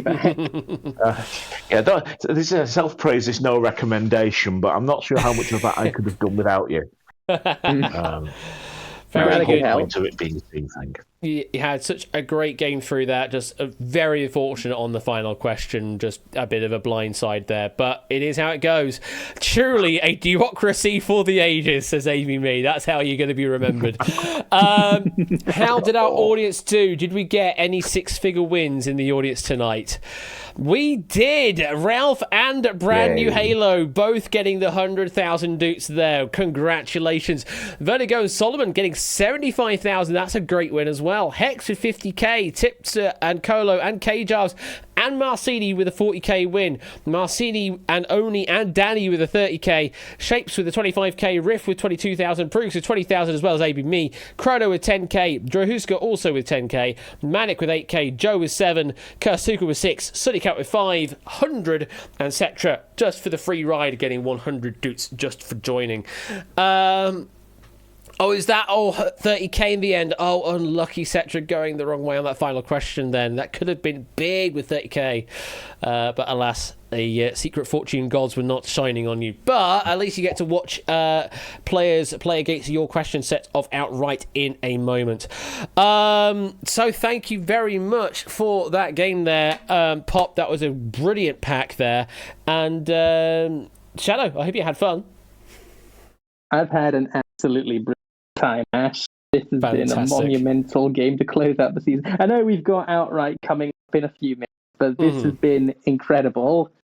Oh, absolutely. And Woolly Back, I hope you had fun. It's been fantastic, and I mean the whole gamut of emotions there. And Shadowmane, it has been a pleasure to work alongside you. You've been fantastic, thank you. Some great knowledge there, and you definitely bounce off of each other as well, like with Shadowmane covering Pokemon knowledge, as with Woollyback going, what even is a Pokemon? And then Woollyback doing your football league and things like that. So yeah, really worked out well once again with the differences of knowledge coverage there. Thank you very much for playing, Shadowmane. Woollyback, enjoy the rest of your week, and we'll catch you later. Take care. Right, thank you very much. Care, good night. Good night. Good luck to everyone else playing. And that brings us to a close then on everything with hot seat games, as it were, in Discord. We do have one more game to play out, though, so I would normally have a quick minute break here, but I think we're just going to get straight into it because the game ran on a little longer than I was expecting. Let's put it that way. I was anticipating an hour and a half for that game, but it ended up running more like 2 hours. So we're just going to jump straight over to the other game tonight. To play Outright, you will need to go to a special website, outright.live, and I would recommend, because it's still using the old software, when you do connect, don't go tabbing away all the time. Cue the epic music chair 100. Oh, yes, I will need to get that music ready, won't I? But yeah, don't go tabbing away too much, because I fear that if you sign into the game and then tab away to do something else, that you lose connection, and that's what causes a lot of the problems when people are trying to get into the game and it just for some reason drops them from the game. I do, as I say, I want to get to an updated version of the game entirely. This is running the old stuff. This isn't even headless controller, Ben. This is just old, very specific code for Outright using very old WebSockets. So yeah, it's not the best. I just haven't really found proper time to move on to the proper headless control system for this. It's halfway there, but just haven't found the time because I've been doing other things, things like Duel and Tout le monde répond à sa place, and getting other things to work with Hackbox as well. So yeah, this is unfortunately not mobile friendly. It is still using the old WebGL, yes. But I do need to get the music sorted. Eventually I'll get around to it. It's more a case of like supply and demand. If more people want to see Outright played out and more people want to write for Outright, then there's more of a incentive then for me to make the updated version of the client happen, I suppose. So yeah, if you want to see Outright definitely updated sooner, then write for it more. Because it hasn't received many options for writing recently. I think the last time I've asked for it, maybe a total of 2 people have asked for writing for Outright specifically, and so basically only like 1 gets actually allocated per season. I think that's the problem, Ben, is like everyone wants to play it, but no one really wants to write it anymore. We've had enough of that, because there's a lot of writing involved for an entire game, because it only runs 21 and a half minutes, but it runs like 75 questions dry. So it's kind of crazy. So it's sort of a victim of that. Let me get my music sorted. There it is. There's my music. Get that off there. Fantastic. Right. I have got the question pack loaded up. I do. Switch over to the main layout. Hopefully it all works. It has been a while since I ran this. And it's still using old Unity, using old server tech that I'm hoping still works. So yeah, there's all manner of things that might not go right tonight, but we'll see. I'm hoping it'll be fine. Let's get the lobby open. Or not. Like I say. Let's try it again. Hey, we do have a room. 75606 if you want in on this game of Outright. And do log in with a name that I can identify you by later on, so that I can pay out stuff if you do end up in the top 3 positions in tonight's edition. And Topper with the 4 years. Well, apparently Right, okay, no, sorry, it's a continuation of the sub that I gifted you, apparently. Yes, thank you for the 48 free sub there, me, to Topper. That's how it works, right? 4-year resub, thank you for that, Topper, appreciate that, though apparently I gifted it to you, so, it's half of my money. Thank you, Ash. That's generous indeed. It'll all be fine on the outright, something like that. All right. If you haven't seen this game, because I imagine a few of you out there probably haven't seen this game before, this is my first original format on stream. It is 21 and a half minutes long once we start the game. I know that for a fact because that is exactly how it's designed. There are a total of 4 rounds to play out. Your objective in each part of the game, in each round, is to get out of the round. You need to give me correct answers that will add points to your current bank. But you can only get out of a round by giving a correct answer. If you give me a wrong answer, it doesn't give you the option to get out. You must give me a correct answer to get you that luxury of potentially getting out of the round. And you can only move on to the next round if you are successfully out of the round.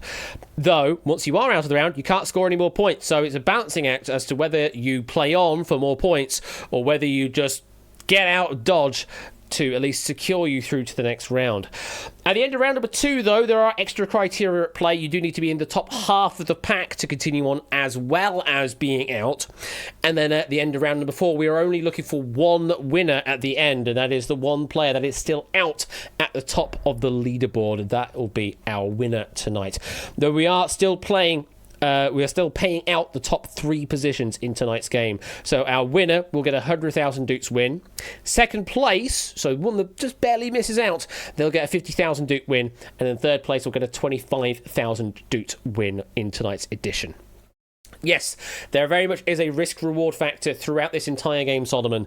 And as Ben says, it is advisable not to get out on the first question you get right. I mean, you're more than welcome to do so. You can make your own choices. But yeah, big shiny button will appear that says get out. You do not have to press that the first time it is shown upon you. If you do, then yeah, congratulations, you're through to the next round. But you won't be able to score any more points, and that might make a difference when it gets to the round after. So yeah, shiny button may show up. Don't necessarily have to press that until later on. But remember, you can only get access to that button by giving me a correct answer. If you fail to get correct answers later down the line, tough luck. You're going to be locked in, and that's going to be the end of your game. That's just how this game goes. Right. We have 29 players in this game right now. We've got ABME, we've got Fluid_H, we've got Shapes, we've got Joe, Has Not a Mia, we've got Ralph for Solomon, Kira, Draco Rex, we've got Conrad Lak, Drahuska, Woollyback, Prug, Riff, with too many Fs, Cola, Oren, Image on the Web, Vertigo, Halo, Tip, DMC, Marcini, Flyboy, Toppity Woppity Woobar, Stilgar, Sam, Mark, Puzzle Dan, with too many N's, Jerry Harris, and only 16_573, being very specific, like the $H's. We're going to start the countdown in a moment, and you'll have just then 1 minute to make your decision as to whether you want to play or not. Again, thank you to Cetra for this pack of questions tonight. When I say questions, I don't think there is a single question in this pack. It's more statements more than anything. Yeah, somehow we have written an entire pack of outright that does not require a single question mark. Crazy, right? Yeah, in this economy, we can't afford question marks anymore. So, yeah, we've written an entire question pack without question marks. So there are no questions. And it's not Jeopardy either, mission on the internet. So don't worry about having to do what is or anything crazy like that.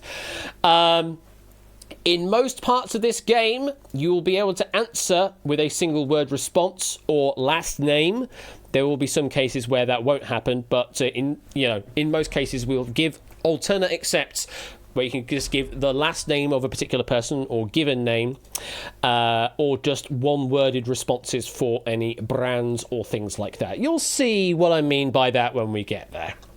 I gave it plain Xenoblade for this. Where's my question marks? Well, you can put your question marks in the answer box if you want. It just be marked as wrong, that's all. So if you want some question marks, feel free to enter them in, but we won't need them, all right? No question marks required in this edition of the game. Right, I'm going to get this countdown on the way.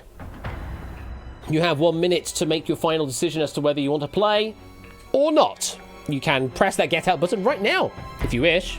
Entirely your decision.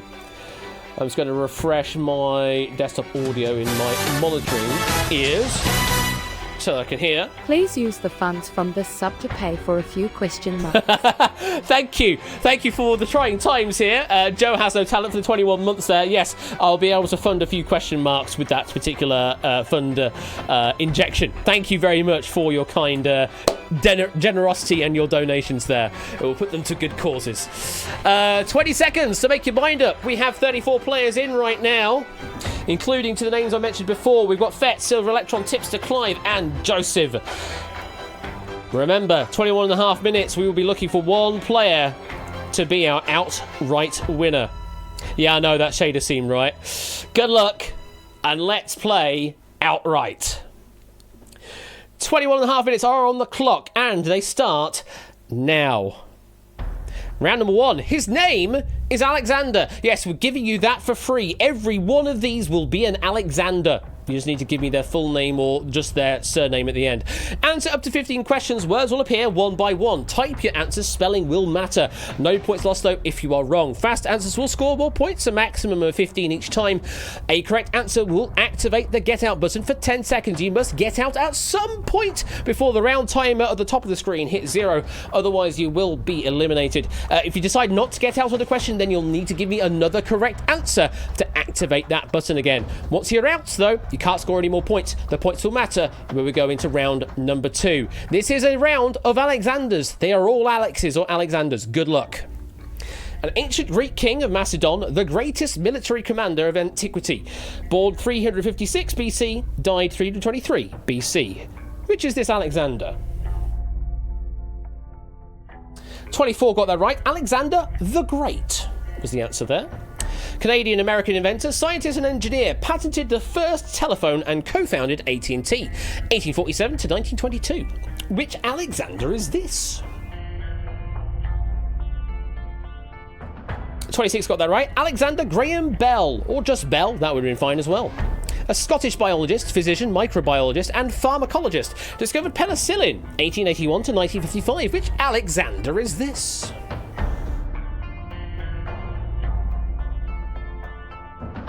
22 getting that right. Alexander Fleming was the answer. A Canadian and American game show host, recognised worldwide as the face of Jeopardy from 1940 through to 2020. Well, I mean, not all those years were Jeopardy years, but, you know, born 1940, died 2020. 25 get that right. Alex Trebek, or George Alexander Trebek for the full name. A Dutch-American musician, was the drummer and co-founder of a former band named after him. Born in 1953. Still alive to this date. We've got 14 get that right. Alex Van Halen was the answer there. A British fashion designer and couturier, founded his own brand in 1992. Born 1969, died 2010. From the looks of things, possibly Drahuska and Tip have got disconnected clients. This is why I need to move to the new version. Alexander McQueen, or just McQueen, would have been accepted. An Italian painter of the early Renaissance. Two of his best-known works are The Birth of Venus and Primavera, circa 1445 to 1510.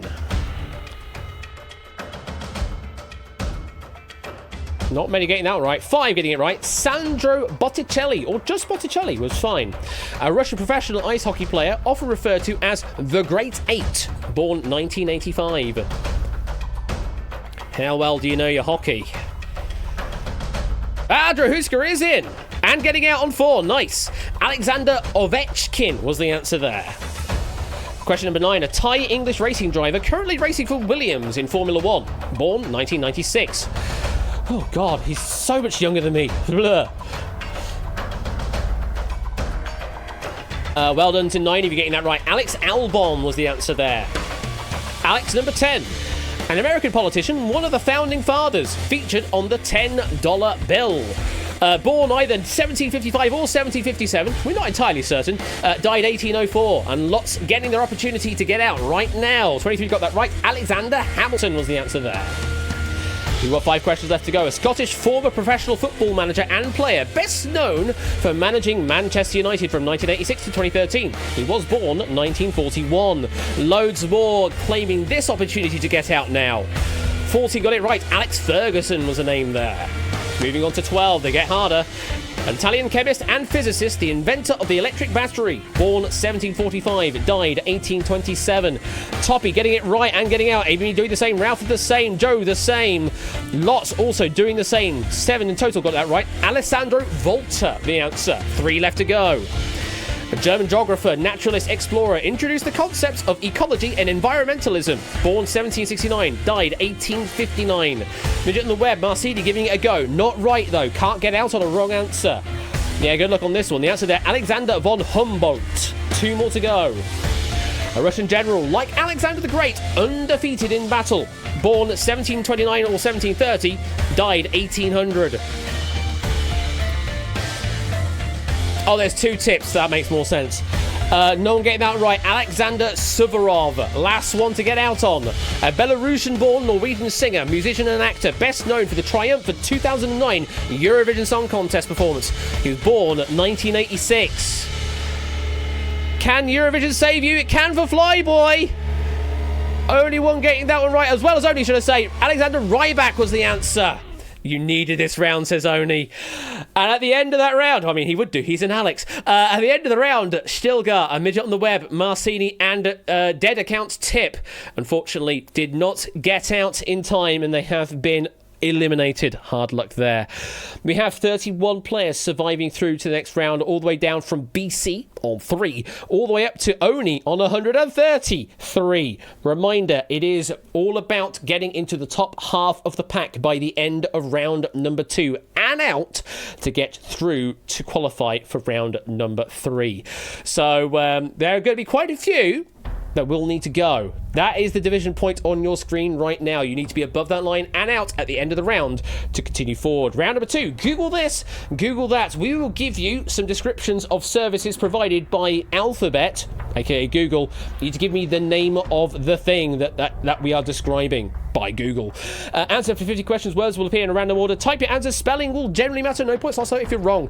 Fast answer score more points. Now in this round, there is a special. There is a streak bonus for successive correct answers in a row. So more consistent correct answers get you more points. Though, give me wrong answer, then it resets, whatever. Again, usual rules. Get outs before the time hits 0. You need to be above rank 18 to get through to round number 3 as well. Good luck.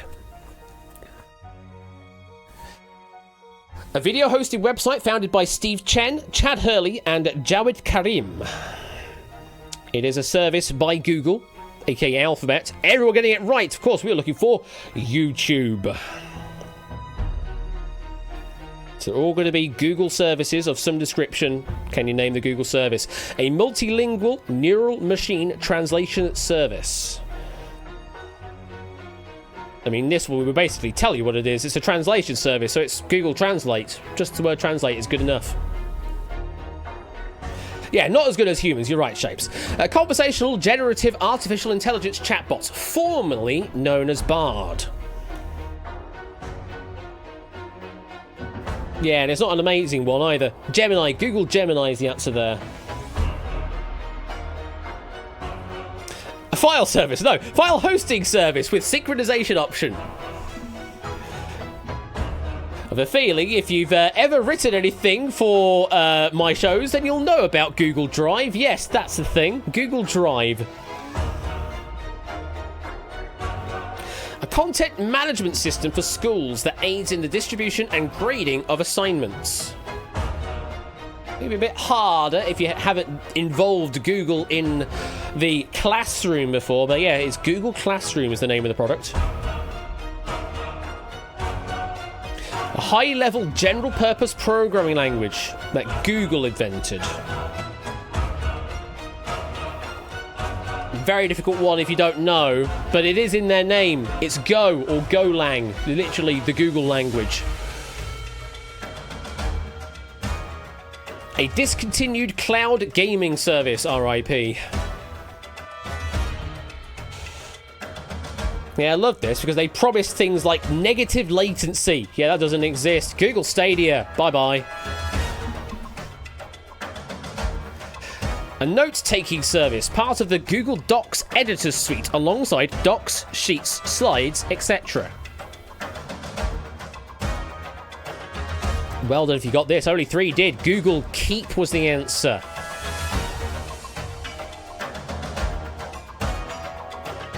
A technology featured in Google Maps that provides interactive panoramas from positions along many streets in the world. We have 5 players taking an opportunity to get out right now. Google Street View was the answer there. Question 10.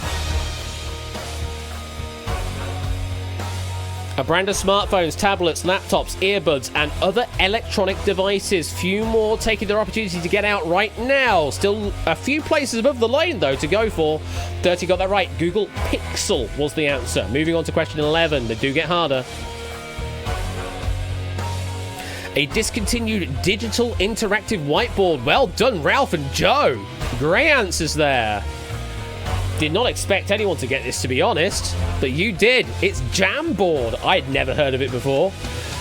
Question 12. A user dialogue system used to prevent bots from accessing websites. What's your typing on this? Or, I don't know, pick the best image that matches the criteria. Recapture is the answer there. 3 to go. There are still 4 places above the line not claimed. A photo editing application for iOS and Android that has been provided by Google. Joe got it right. Hannah's gotten out. Very well done. Only one to get it right. Snapseed was the answer. Question 14. A discontinued virtual reality platform named for its fold-out viewer. Clive's right and is out. Vertigo is right, is out below the line, but might be able to sneak their way in. Google Cardboard was the answer there. And the last one of the round. Good luck.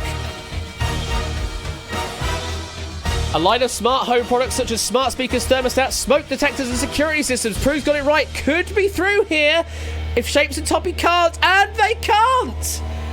It is Google Nest. And just like that, those final 2 positions above the line get reclaimed by Vertigo and Proogs and just sneak their way through into round number 3. Hard luck, though, go to Oren, Conradalak, Drahuska, Fetz, Flyboy, Joseph, Kira, Cola, Puzzle Dan, Shapes, Solomon, Toppity Woppity Doo Wooba, and Woollyback. Unfortunately, failed to get out or did not, they weren't above the line or either or. And that is the end of their round. It's really, really good going, though. Draco Rex, the best of all, with a score of 237, and then it's Joe with 230 and Ralph with 228. Unfortunately, that means absolutely diddly squat going into round number 3 because we reset your scores as you go on to round number 3. Choose your ride. We will list a number of car models. You need to pick the maker of said car models. Answer up to 50 questions. Words will appear in reverse order, and we are making it slightly easier. We're going to give you multiple choice answers to go for. Choose the correct answer from the possibilities shown. Just click the one you think is correct. You get more points the faster you answer. There is no streak bonus in this round. Your main objective, just get out and get through to the final round, which is where it all really matters. Just make sure you don't get lost. Make sure you get out at some point. 15 questions, all about cars. Choose your ride. Good luck. Tahoe, Corvette, Camaro. What's the maker of these models? Tahoe, Corvette, Camaro. What's the maker of these models? 15 got it right, 3 got it wrong. They are all Chevrolet. Fiesta. Fusion. Focus. I'm impressed. I am very impressed how quickly that side went green then. Clearly, you all know your F words here. Fiesta, say no more, fam. Yeah, Ford. I always thought I wanted to put T-model in there, but I didn't want to break the 3 Fs. Touareg, Amarok, Golf. Oh, Prug's just missing out. Everybody else got it right, though. Answer there was Volkswagen. Wrangler. Compass. Cherokee. Grand. Oh, yeah. Sorry, Grand Cherokee is all one there. Oh, Fluid H and Vertigo missing on this one. Everybody else getting it right. They are all Jeep. Spider. Mito. Giulietta. Yeah, this was a bit harder. 13 getting that right. 5 missing out. All of these are Alfa Romeo products. Legend, Civic, Accent. Everybody getting that one green. I would imagine possibly from the Civic. Maybe a few on the Accent as well. But yeah, they're all Honda products. Also, hard to get they. There's now 4 possible answers. Freelancer, Discovery, Defender. Still decent numbers getting this right. 15 right, 3 wrong. Amy, Jerry, and Silver Electron missing the mark. These are all Land Rover products. Outback, Impreza, Forester. Oh, nearly another sea of green. Silver Electron missing out. 17 getting it right, though. I think the middle one here, a big hint for rally fans. Subaru, Impreza. Question 9, X6. M5, Z4. Yeah, these are a bit more hideous. And again, slightly harder. 13 got that right. 5 got that wrong. These are all BMW products. A8, Q5, TT. Everyone got that one right, though. Sea of green for all of these car products. Of course, they're all Audi. Moving on to question 11. You've got 5 left to go. Elise, Exige, Evora. And these are all E answers I do like. And again, they get harder now. 5 possible answers to pick from this point onwards. 12 got that right. 6 got that wrong. These are all Lotus cars. Question 12. Panamera, Cayenne, Cayman.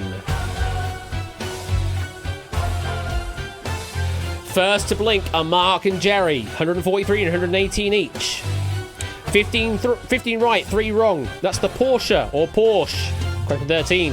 Vanquish, Vantage, Rapide. Yeah, no 3 Vs on this one, unfortunately. Fluid H is out on 151. Silver Electron's out on 88.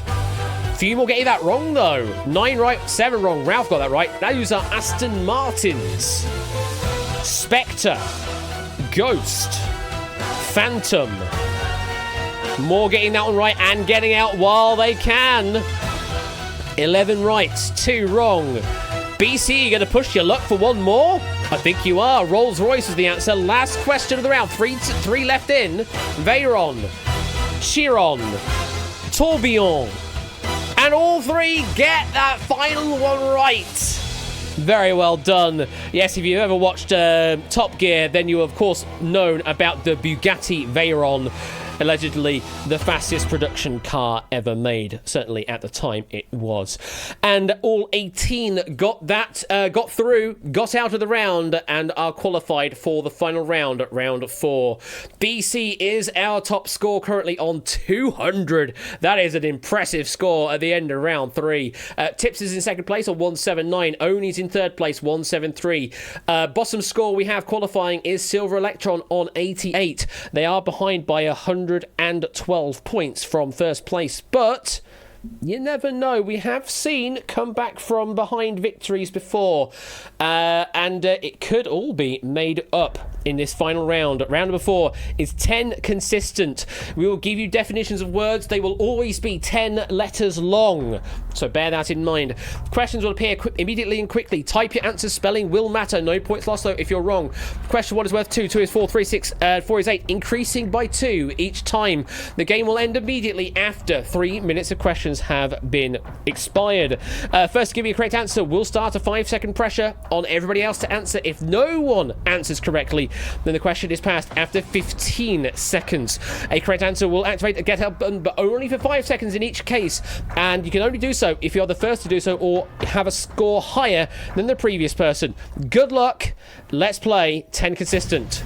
A hard piece of candy, usually large and spherical. Correct answer is jawbreaker or gobstopper. Something that is able to resist fire or used to make something fire resistant.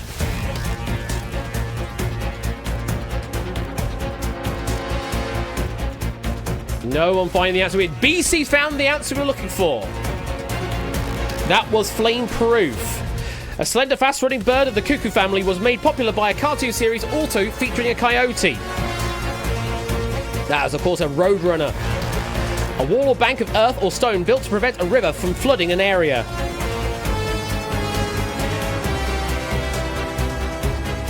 That's an embankment. In music, a gradual decrease in volume. Watch that typing. It's a diminuendo. In physics, a branch of mechanics concerned with the motion of objects with no reference to forces. That is kinematics, a person who asks the questions and enforces the rules in a television or radio quiz program. That is a quizmaster or inquisitor or questioner, a lively dance of the 1920s or the state capital of West Virginia. That there's a Charleston, the dark shape and outline of someone or something visible in restricted light against a brighter background. BC still holding on to the lead on 260 right now. Silhouette is the answer for 20 points now. The equivalent of 10 to the power of 10 to the power of 10 to the power of 2. Jerry's just getting out while they can on 180. You need to better that to get out. Googleplex is the answer. A brightly coloured bird typically dives for fish from a perch for 22 points. Have some chaos. Through the race, getting for 181. Kingfish is the answer there. And eyes on the camera showing the field of view of the lens for 24 points. 1 minute left in the round now. That there is a viewfinder, a plant with purple flowers cultivated for perfume, or a mineral, also known as bloodstone, for 26 points. This is a hard one.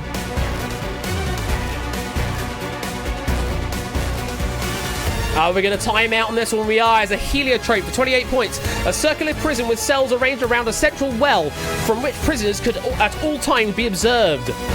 Riffs out on 245. That's a panopticon for 30 points. Fortune telling by interpreting a random selection of playing cards. Mark's right. Draco's right. They can claim to get out. That there is cartomancy for 32 points. In addition to the mechanics of a watch escapements to increase accuracy. 15 seconds. Mark's giving it a go, but not right. Can't get out. 10 seconds. Is Riff gonna get it? 5 seconds. Tourbillon is the answer. We saw it before. 31 points. The ability to visualize things in one's imagination. No one had it in time. No one got to the answer in time there. And Riff, it was an early out in comparison to what we've seen in previous games. But it was just at the right time, and BC, you're absolutely right to that particular statement we're looking for there. The inability to visualize things in one's imagination is known as aphantasia. A-P-H-A-N-T-A-S-I-A. Aphantasia was the answer there. I was half a second away from getting there and locking in. Unlucky BC.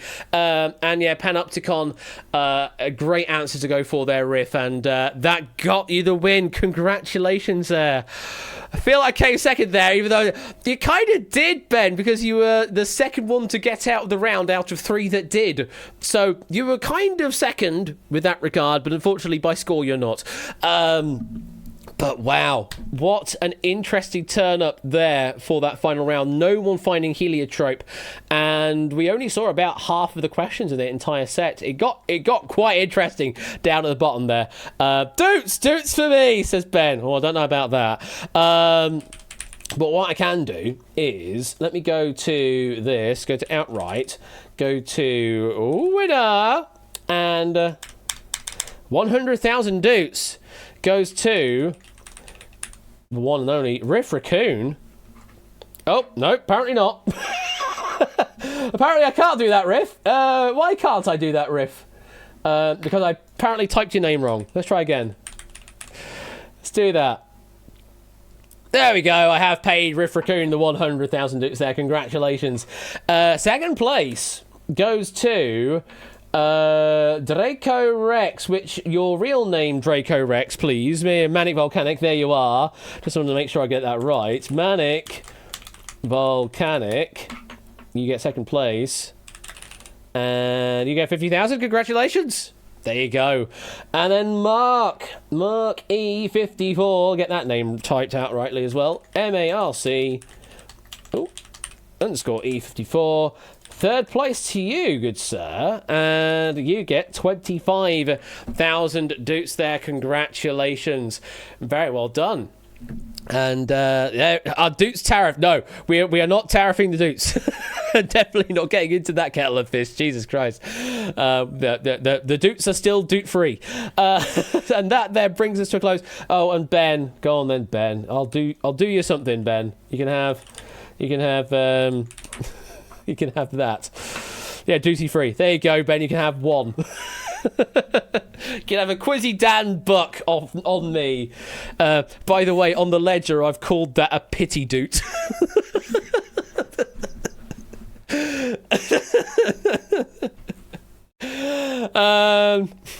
Hang on, you pay one bed but not the other. Shocking. Oh, I could easily do negative doots if you want, Ben, to equalise the balance there. But thank you once again to Cetra for a really lovely pack of outright that. The rounds were quite category specific in certain places, but I think it worked out quite well, and you did incredibly well on the cars. I was worried about the cars as to whether or not that was going to be like runaway victories or not for some, but it ended up being quite a nice balanced round. So yeah, a great pack there, Cetra. Some very tricksy definitions with those 10-letter words in the final round. Really, really separated the players in that particular game. Really, really great pack. And thank you for such a great closer to Season 16 in terms of the quiz content as well.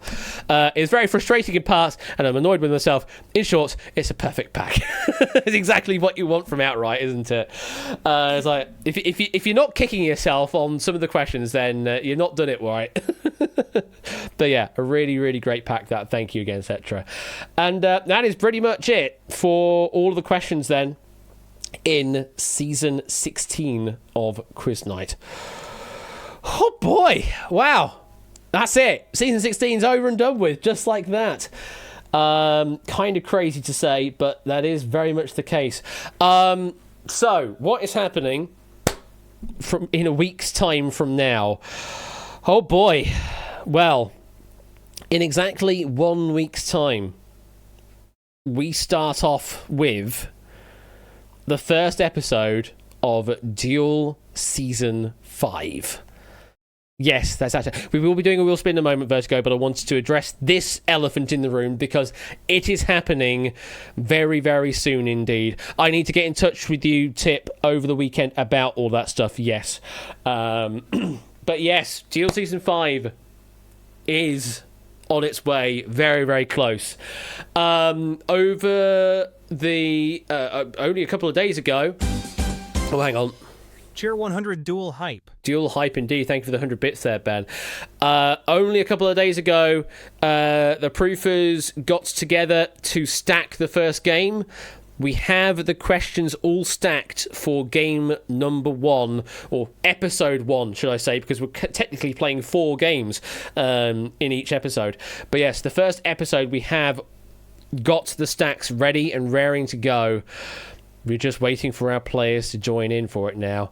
It is going to be quite the crazy tournament. It's going to be slightly more condensed than even we played before, but should still have plenty of opportunities to get in the action and try and get to our prize-winning positions. And as I say all of this, Quizzy Dan is coming into a raid. Hello there, Quizzy Dan Raiders. I am now in the tree. Are you now? That's good to know. A binary tree by any chance? Or what kind of tree? What kind of tree do you happen to be in? There's some Quirkers type thing there, Quizzy Dan. Ooh, give me the D. What? I mean, get to know me a bit first, eh? Cheer 100. This is the first time I'm on the other side of the screen. Y'all are going to have fun. Yeah, indeed. Only on the other side of the coin for Duel Season 5. It's very interesting being on the sort of the observing side of things rather than on the player side of things. But yeah, it has its own intensities and stresses and pains. But welcome you all the same. Thank you for the 100 bits. I think all of that was confirmed about the tree was that it was definitely brown. A brown tree. Ah, yes. Happy little tree. Nice Bob Ross tree. That's what we like to hear. But yes, just as a quick summary for those joining in from the raid there, next week on next Wednesday's stream, we will be starting Season 5 of Duel Tournament. So yes, the next proper Duel Tournament is due to start next Wednesday. And the structure for this particular edition is now as follows. We will have 5 qualifying episodes. In each of those episodes, we will always start off with a warm-up. That will have 5 questions in, and you'll have 5 chips to play those 5 questions on. They will then determine whether or not you get into playing a short elimination format in that episode or not. So we're looking for basically the top 4 in each case to play the elimination format in that episode. Then whoever wins that elimination format guarantees a position in the finals of the tournament. We then do that 5 times over. That gets us 5 guaranteed qualifiers, and then we'll also find wildcard positions to fill out as well throughout all of that. So even if you don't get through to being in the hot seat proper, you could still actually qualify for the finals through a lot of audience gameplay. Each of the warm-ups, getting correct answers in the warm-ups guarantees you a duel score, even if it's not in the top score of duels that you've earned across the season, across the tournament. You get guaranteed duel score as well as potential duel score based on the best performances you make throughout the tournament season. And you got those 5 episodes to qualify to get through, and then the final 2 are our finals. And oh my god, it's going to be so good. Going to be so good. All the information is on the Duel website, duel.acbweb.co.uk. The rules page has been updated with all the new rubric about the new tournament structure, so I would give that a read if you haven't done so already.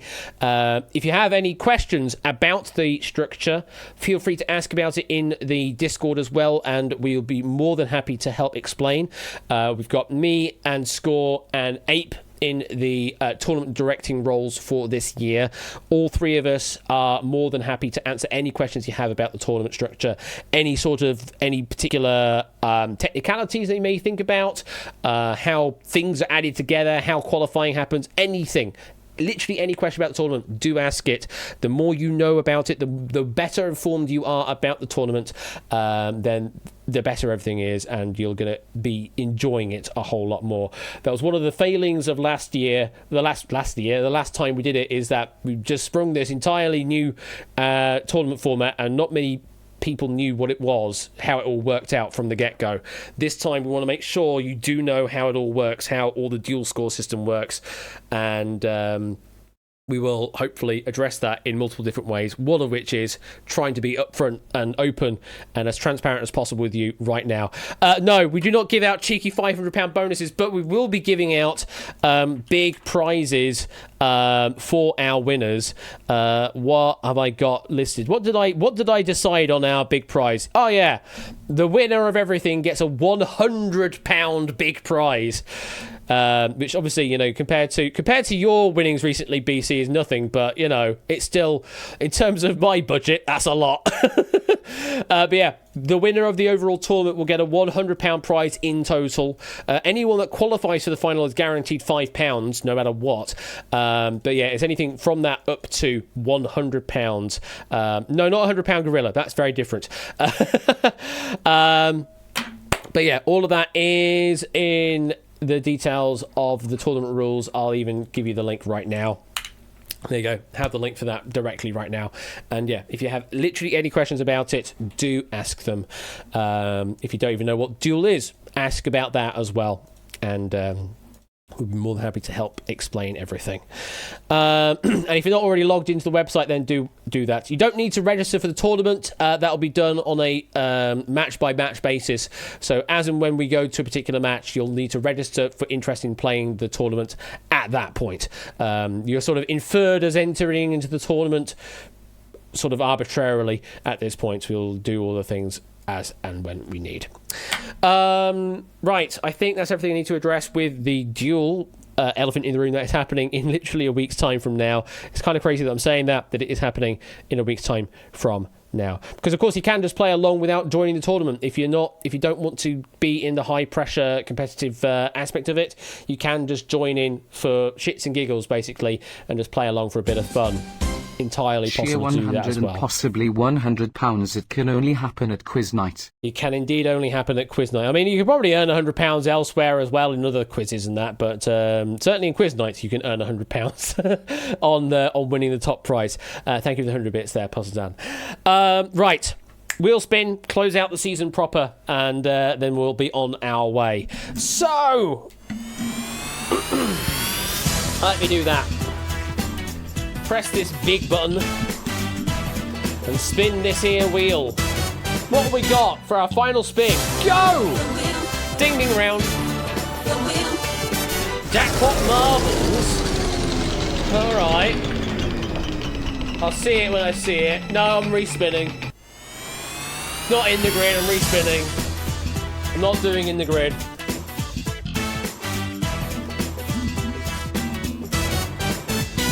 Respin. In before it hits it again. Alright, I suppose we respin then. Respin and carry over. Alright, respin. Plus 15k. So we've got some surplus. No! It's not in the grid! Go away! Oh! That makes it 55k to the jackpot. No, go again! Don't care!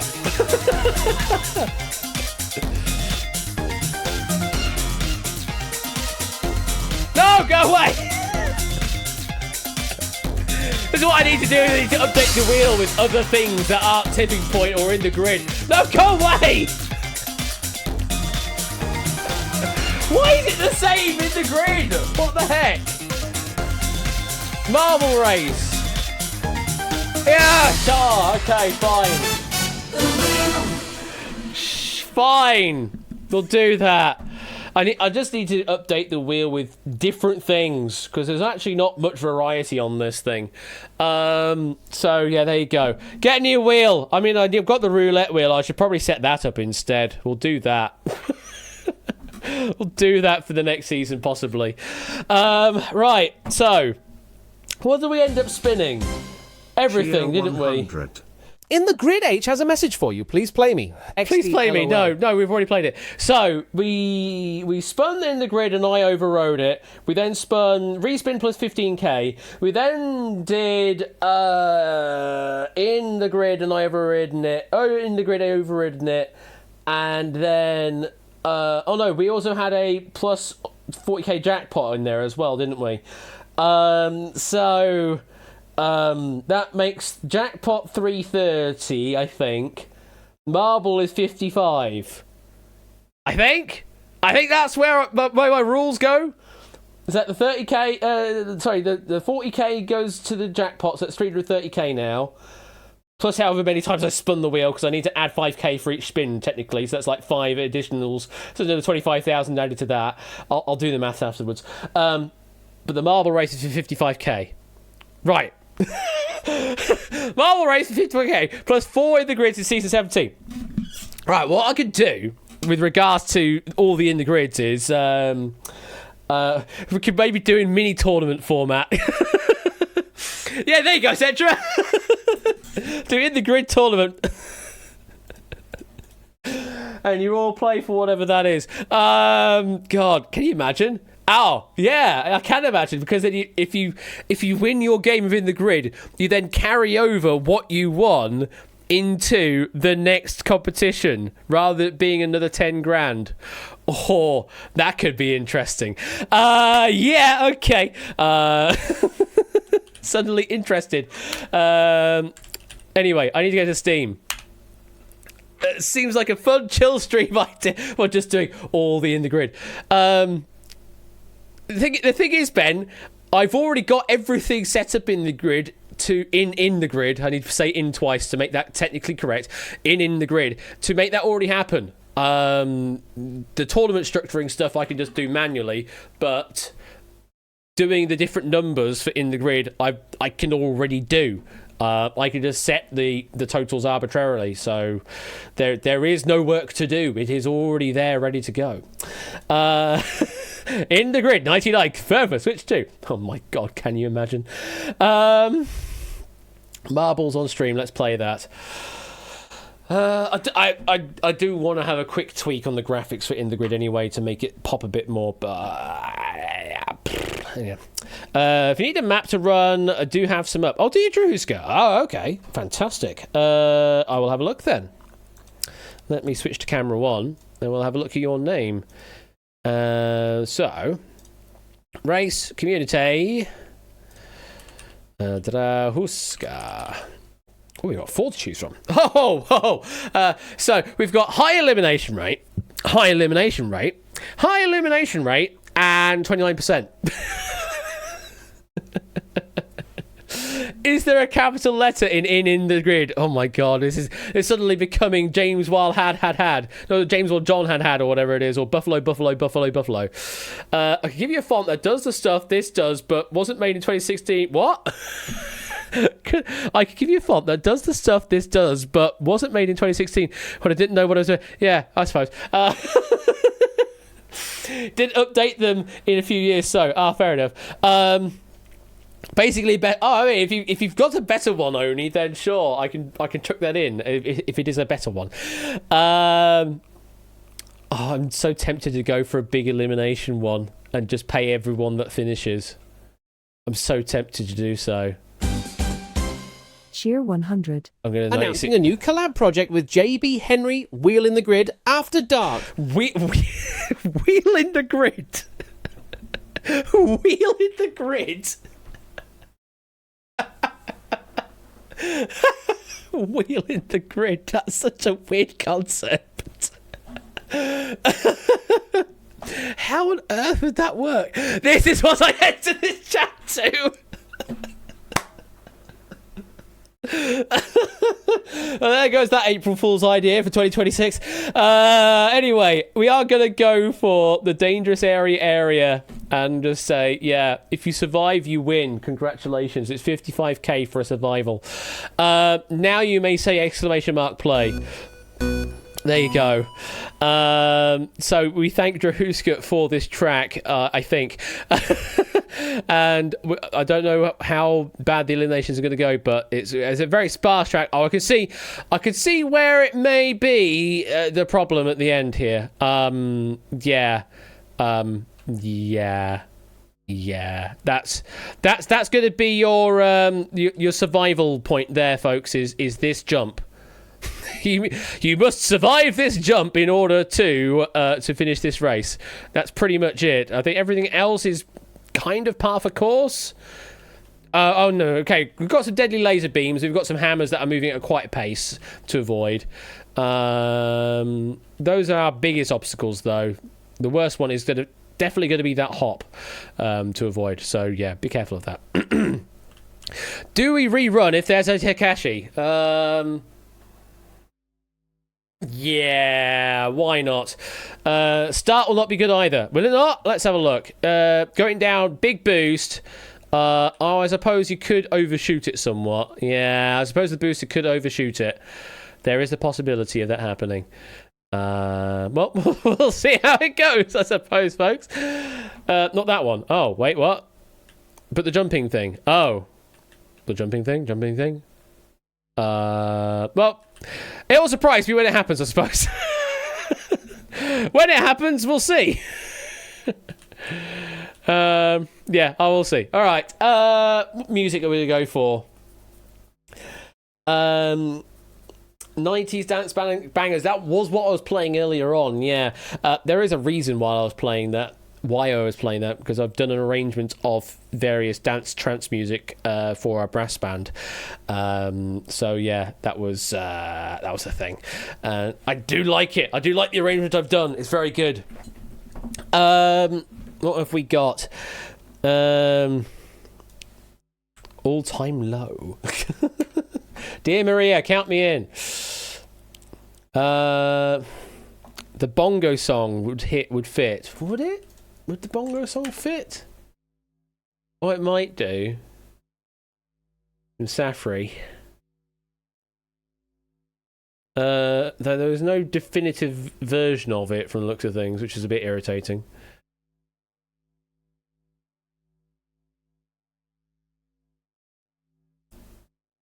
Because that's a live version. That's a live version of it. That's played alive. Yeah, we'll go with that. That should be reasonable, though. We'll go with that one. That version sounds good. I'm gonna change the countdown. Gonna change the countdown to 10 seconds before I forget. Oh, Played Alive is the official government name. Fair enough. All right. Goes to show how much I know. Right. It's time to do this thing and find out exactly how many of you survive. It is 55,000 for surviving this race. Good luck, folks. As we play Played Alive Safri Duo Enhanced Video Edition. Don't know what that means anyway. Good luck. Oh, come on, get to the bit.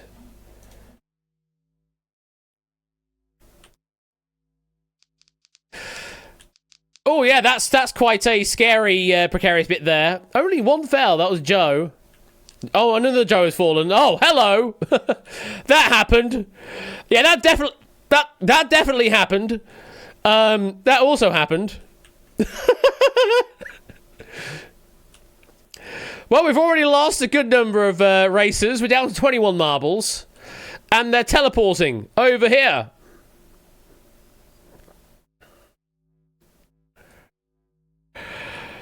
Of our surviving 20 marbles, we've got Solar Espion, we've got Prugs, we've got Solomon Dudley. Oh, no, Solar Espion's gone. We've got Topper, we've got Oni. They're coming through. We've got Ardenvex, we've got Drahuska. We've still got a few over on the other side that haven't teleported over yet. Solomon Dudley getting knocked back. Will they get up again? We don't know yet. Prugs is coming through, though. And Oni. Prog still doing well, but we've got deadly laser beams to contend with. Only getting caught. Come on, Progs. Oh, no. There goes the deadly laser beam. Come on, Oni. Can you survive? Oh, he can. He's avoided the lasers.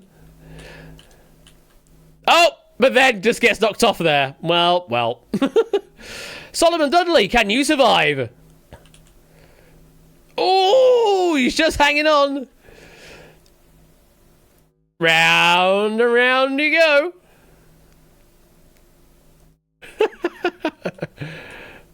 Get there eventually. He says. There he goes. There's the ejection. Heading the way down and boost, and it is through the goal ring for Solomon Dudley. Anybody else? Topper just missing out. Where's the vision on the internet? We do have a survivor in Solomon Dudley. Everybody else is getting caught up behind with the fire. The midget on the internet, you need to get moving. David, you need to get moving. David's gone. It's just a midget on the internet left. And that's it. So we do have one winner on marbles tonight. Absolutely brutal. 55,000 goes to Solomon Dudley. I'm just going to say, you are a survivor. There you go. 55,000 dukes for our sole survivor, Solomon Dudley. Take that, Pseudo Takeshi. And the music sort of stopped at the right time as well. Kind of good. And world record to boot as well. Fantastic. Well, there you go. Well done, Solomon, on the victory. Everybody else crashing out in some form or another. Congrats to Colin Radalak, who got 529 points. And 39 races as well. But he did not finish. So yeah, there you go. Thank you, Drahuska, for that track. And we didn't get everybody eliminated, which is what I was worried about. So there we go. Also was air drumming to that the entire time, says Oni. It is some good drumming music, must be said. Right. I need to get my notes up because it's time for the Season 16 Doot Draw. Yeah. It is a short season, but I am still going to do the Doot Draw proper. So, let me load that up. I'm going to be completely out of pocket for the next couple of months on stream revenue at this. But that's how it goes, I suppose. It is time to draw once again. It is exactly the same prizes as last time. We've got 3 lots of Discord Nitro for 3 months. We've got 2 Steam gift cards, each worth £25 a piece. We've got 3 lots of Twitch subs in various different values, from first tier up to third tier, and 1 month down to 3 months. And we also have 2 Amazon gift cards as well available, each valued at £25 a piece. I'm just going to close that, get that out of the way.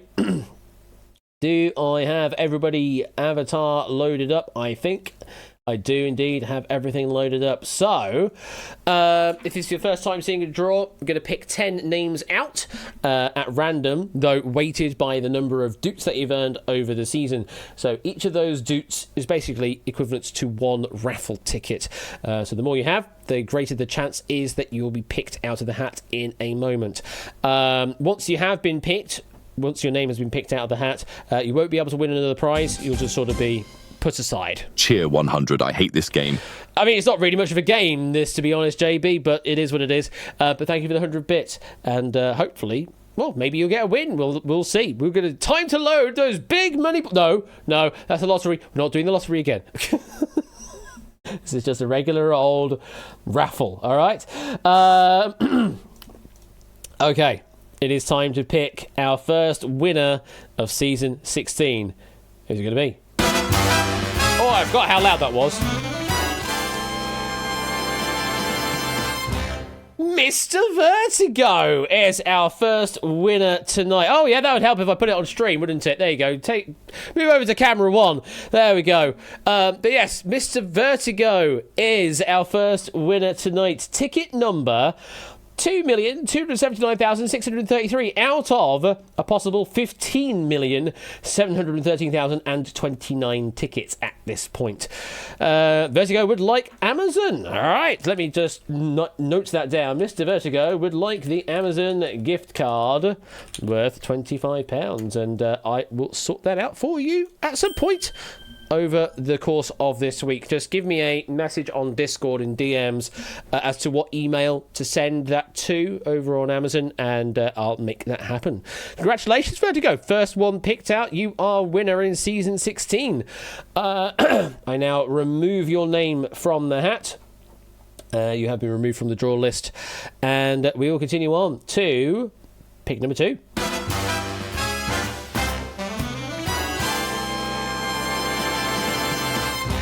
It's Zeus! Zeusless has won a prize. Ticket number 4,677,075 out of the remaining 14,942,719 tickets.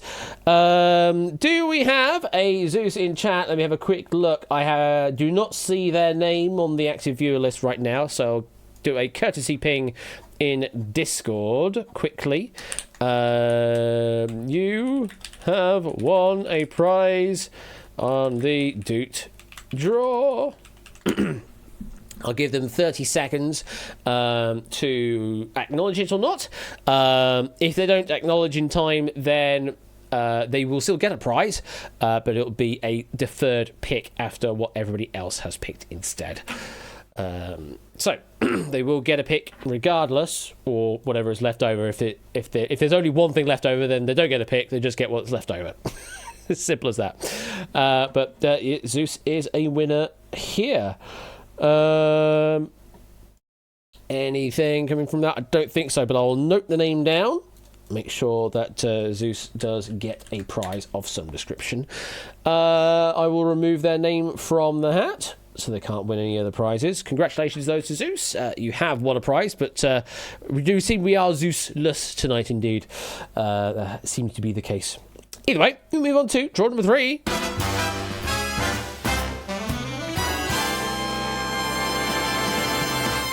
It's Shadowmane! Congratulations, Shadowmane. Ticket number 9,465,300 out of a possible 14,511,020. You were certainly here earlier on playing some Secret Fortunes, so Shadowmane, are you still around?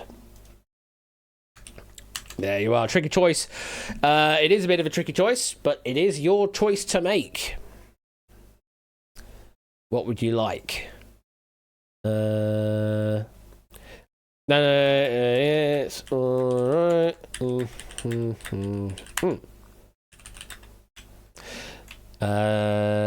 go for the Amazon stuff. Why not? Absolutely fine then. Shadowmane, congratulations. You're gonna get an Amazon gift card. Again, just send me a DM on Discord as to which email address to send that gift card to, and I'll make that happen at some point over the remainder of this week. Congratulations on the win, though, Shadowmane. Congrats. Let me remove your name from the hat and go for another draw. Draw number 4? Yeah, 4. That sounds about right. It's Oni! Another Alex. Ticket number 3,114,590. That was so pie-coded, but not quite in the right order. Out of 14,303,657. Steam!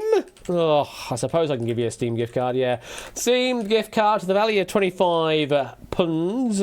I will send that your way at some point. Now, I definitely am friends with you already, so we don't have to wait out a cooling off period. I will be able to sort that out at some point during the remainder of the week. Congrats, Oni. You are a winner. I'll remove your name. Okay, draw number 5. Who's it going to be? Shapes is a winner. Ticket number 2,197,175 out of 13,806,118. They were playing some outright earlier on, I do believe, so they should be lurking around. They were playing some Secret Fortune as well. Shapes, are you around? There you are. Nice. Yes, you get to pick. You've got Twitch, Discord, or Steam. Those are the options left on the table right now. What is your fancy?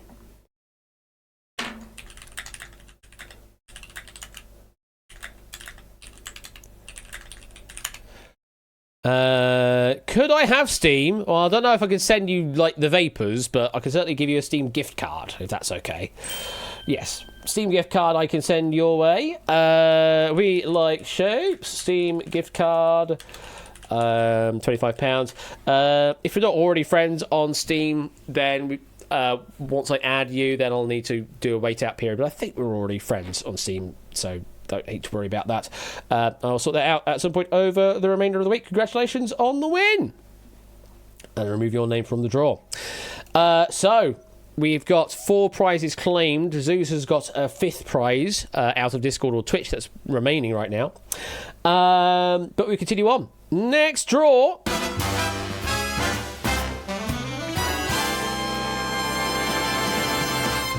Topper 1 Gaming. Ticket number 4,092,826 out of a possible 13,177,836. Toppy Woppy Woo Wah. Lord Topper is a winner at Quiz Night. Yes, your avatar will be through the selection there, SP. Hey Ash, you know those Twitch subs you got me? Would you like some more? More. What would you like? Another 3, please. You want first tier 3 month? Is that what you want? Yeah.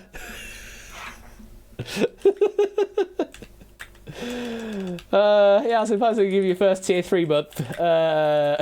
Again. Yeah, tier 1, 3 months. Sure. Just extend that for another 3 months. Congrats on that, Top. I think you're still actually technically on that payout, so I'm going to have to wait at least another month beforehand, because obviously one of those triggered just then in this stream. I have a feeling you still have one more yet to trigger, and then I do another 3 months on top, so we may have to wait for a bit, yeah, on the second of three. So we're going to have to wait at least a month before I can give you another one. So remind me when it does expire, and then I'll give you the next 3 months after that. But either way, congrats, Top, on the win. Remove your name from the draw. So 6 names claimed, 4 to go, I believe. Let's continue on. Draw 7. And it's Arden Fets. Arden Fets, you are a winner. Ticket number, oh, this is a very late draw, 11,559,428 out of a possible 12,774,862 tickets. Arden Fets, you are a winner. Twitch tier 2, 2 month, absolutely, the 2 for you.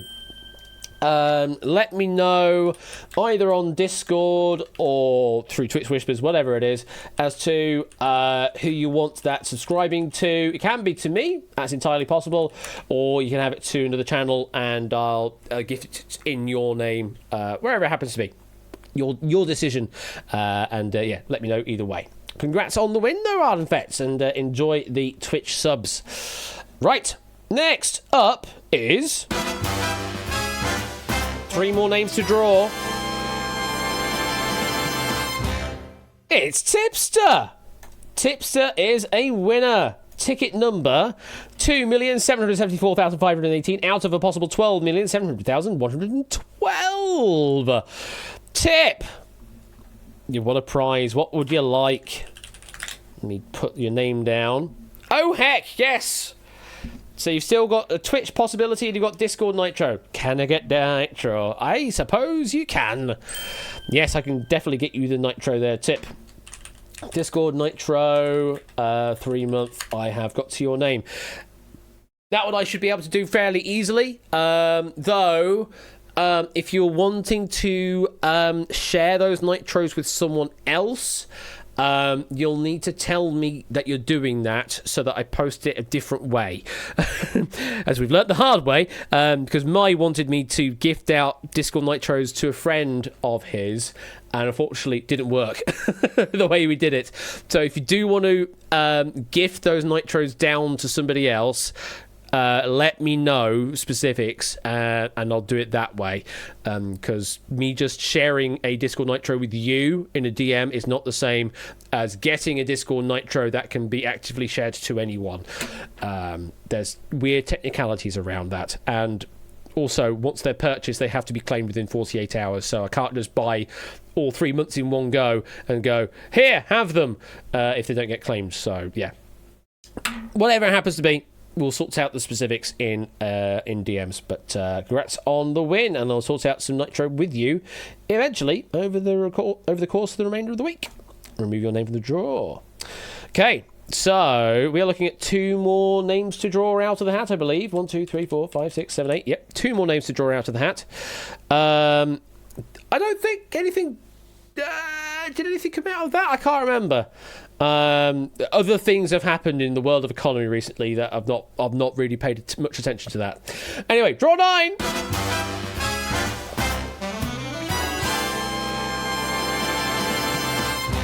Joe Mendy. Ticket number 9,311,352 out of a possible 12,261,049. Joe, you are a winner. I believe you were here earlier on. Are you still here in chat? Let's have a look to see. Joe Mendy, you apparently are in chat.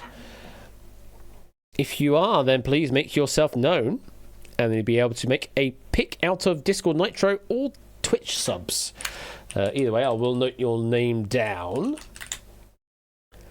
Didn't expect your name to flash up. Well, you earned some doots. You earned the right to potentially be picked, and you got picked by the system. So well done. Say his name, and he appears. I believe in Joe Mendy. Are you happy? Are you happy now, Oni? But yes, I could get you some Discord Nitro, absolutely, Joe. Message me details on Discord, and I'll be able to send the Nitro your way if you're using it, or if you're going to be gifting it to someone else. Again, let me know either way, and I'll sort out how that gets there. Because, yeah, there are technicalities to it all. But yeah, either way, let me know on Discord, and I'll sort out the Discord Nitro for you. Congrats on the win. All right, that leaves us then with just one more draw to make. And draw number 10. Who's our final winner of Season 16? It is Flyboy, ticket number 3,483,243 out of a possible 12,121,419. Flyboy, I believe you have been lurking around in my games tonight. So, yeah, it does say you are currently online.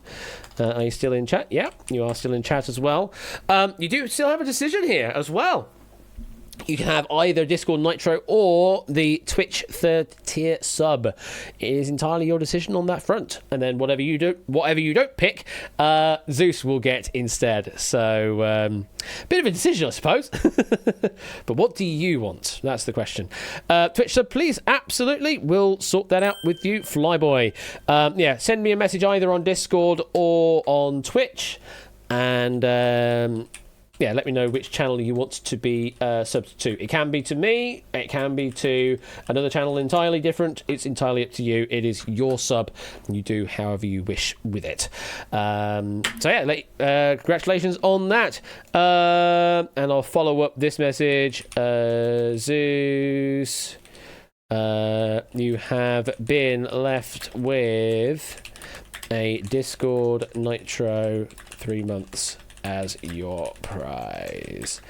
Let me know in DMs how you want them sending over in case of gifting or such like. Exclamation mark. There we go. So that brings us a close on all of the proceedings there. Thank you very much to all of the, well, congratulations to all of the winners. Thank you very much to all of the writers and proofers for all the content in Season 16. I hope you enjoyed what you've seen in Season 16, including the addition of 2 new games to the canon. With Who Dares Wins we're now in the mix, and we've also got Tout le monde veut prendre sa place. That was a thing that happened on April Fools and is now potentially in the mix of things that could occur in future streams. In fact, I do need to update the templates for Tout le monde so that you can write for that if you want to do that. So yeah, 2 new games we added in very short season somehow. I mean, it helped with me doing work in previous seasons leading up to it, I suppose. But yeah, 2 new games added this season. And we've got big things happening next Wednesday with Duel Season 5 starting things off. So yeah, I don't have a stream on Friday. I don't actually have anything happening on Friday, so I may still do something. It may end up being in Discord. It may end up being potential testing of the Duel software just to make sure that all works for Duel Season 5 when that starts proper on Wednesday. It may be something completely different. It may be that I just decide to do something else, just do my own casual thing outside of it all.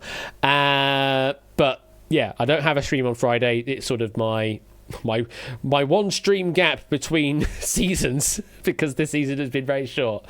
It's been a weird one, but I hope you've enjoyed it nonetheless. Are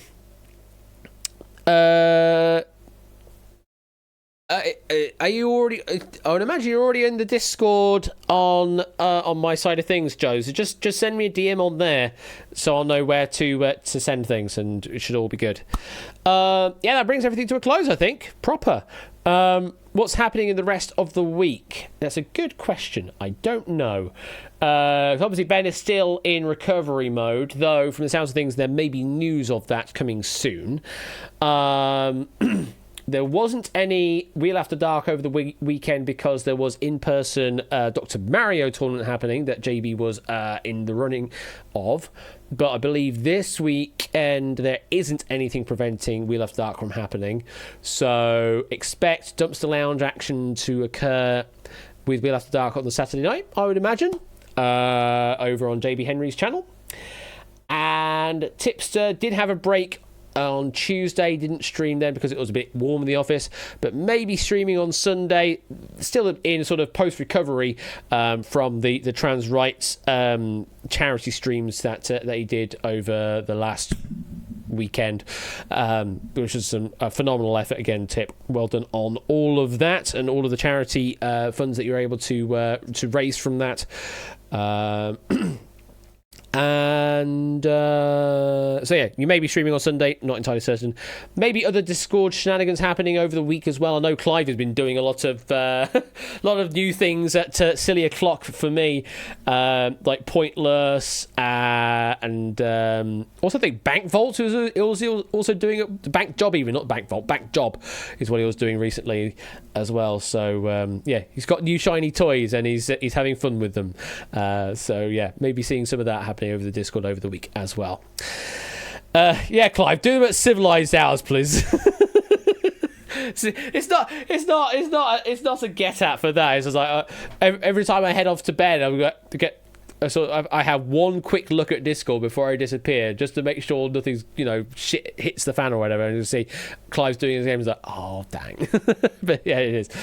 But anyway, that's all happening soon. Deal in 1 week's time. Holy shit, that's really happening, isn't it?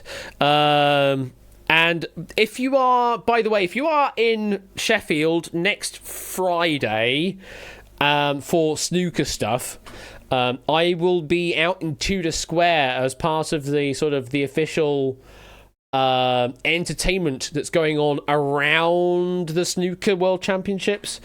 Apparently that's happening. Yeah, I'm going to be there during the Meet the Players event on the Friday. So I'll be playing some brass music while other people actually talk to players, and I miss out on all that, but I'll be playing alongside. I don't think we have any snooker music specific for it, but yeah, I am involved in that somewhat. So yeah, looking forward to seeing how that all happens. I think we're going to be all right on drums only, but the cat ears, yeah, that's still more than welcome. Right. Do we have anyone to go right into this evening? Let's have a quick look. Twitch.tv, let's have a look. Who is live? I saw someone else was on the quiz show category earlier, which was a surprise. And it was someone from the Yogscast team, but I think they were just doing some watch-along of Bullseye, a bit like Spud does. But they're not online anymore, so I can't go right into them. Boo. Who do I know that is live? That's a good question. Who do I know? Not many people. I don't know many people. Actually, I don't know many people online right now. Ashen's got the retro cast. That's true. That is very true. We can go right into Ashen's. Get rid of the ad. Don't need that. Yeah, we'll go raid into Ashen's. Yes, I'm live. We'll raid into Ashen's. And what are we going to say as our raid message? That's a good question. I mean, I could just say Deville. 4 inches of horse. Oh, actually, that was really good. I did like that phrase that Pop had for the measurements of a hand as 4 inches of horse. That's a very good. It's a very good raid phrase. That I do like it. So yeah, we'll go with some 4 inches of horse. And I'll be snookering you tonight. Big break. I will see you next Wednesday for the start of Duel Season 5. Take care, folks. Enjoy the rest of your week. I'll see you around on Discord. Until then, good night.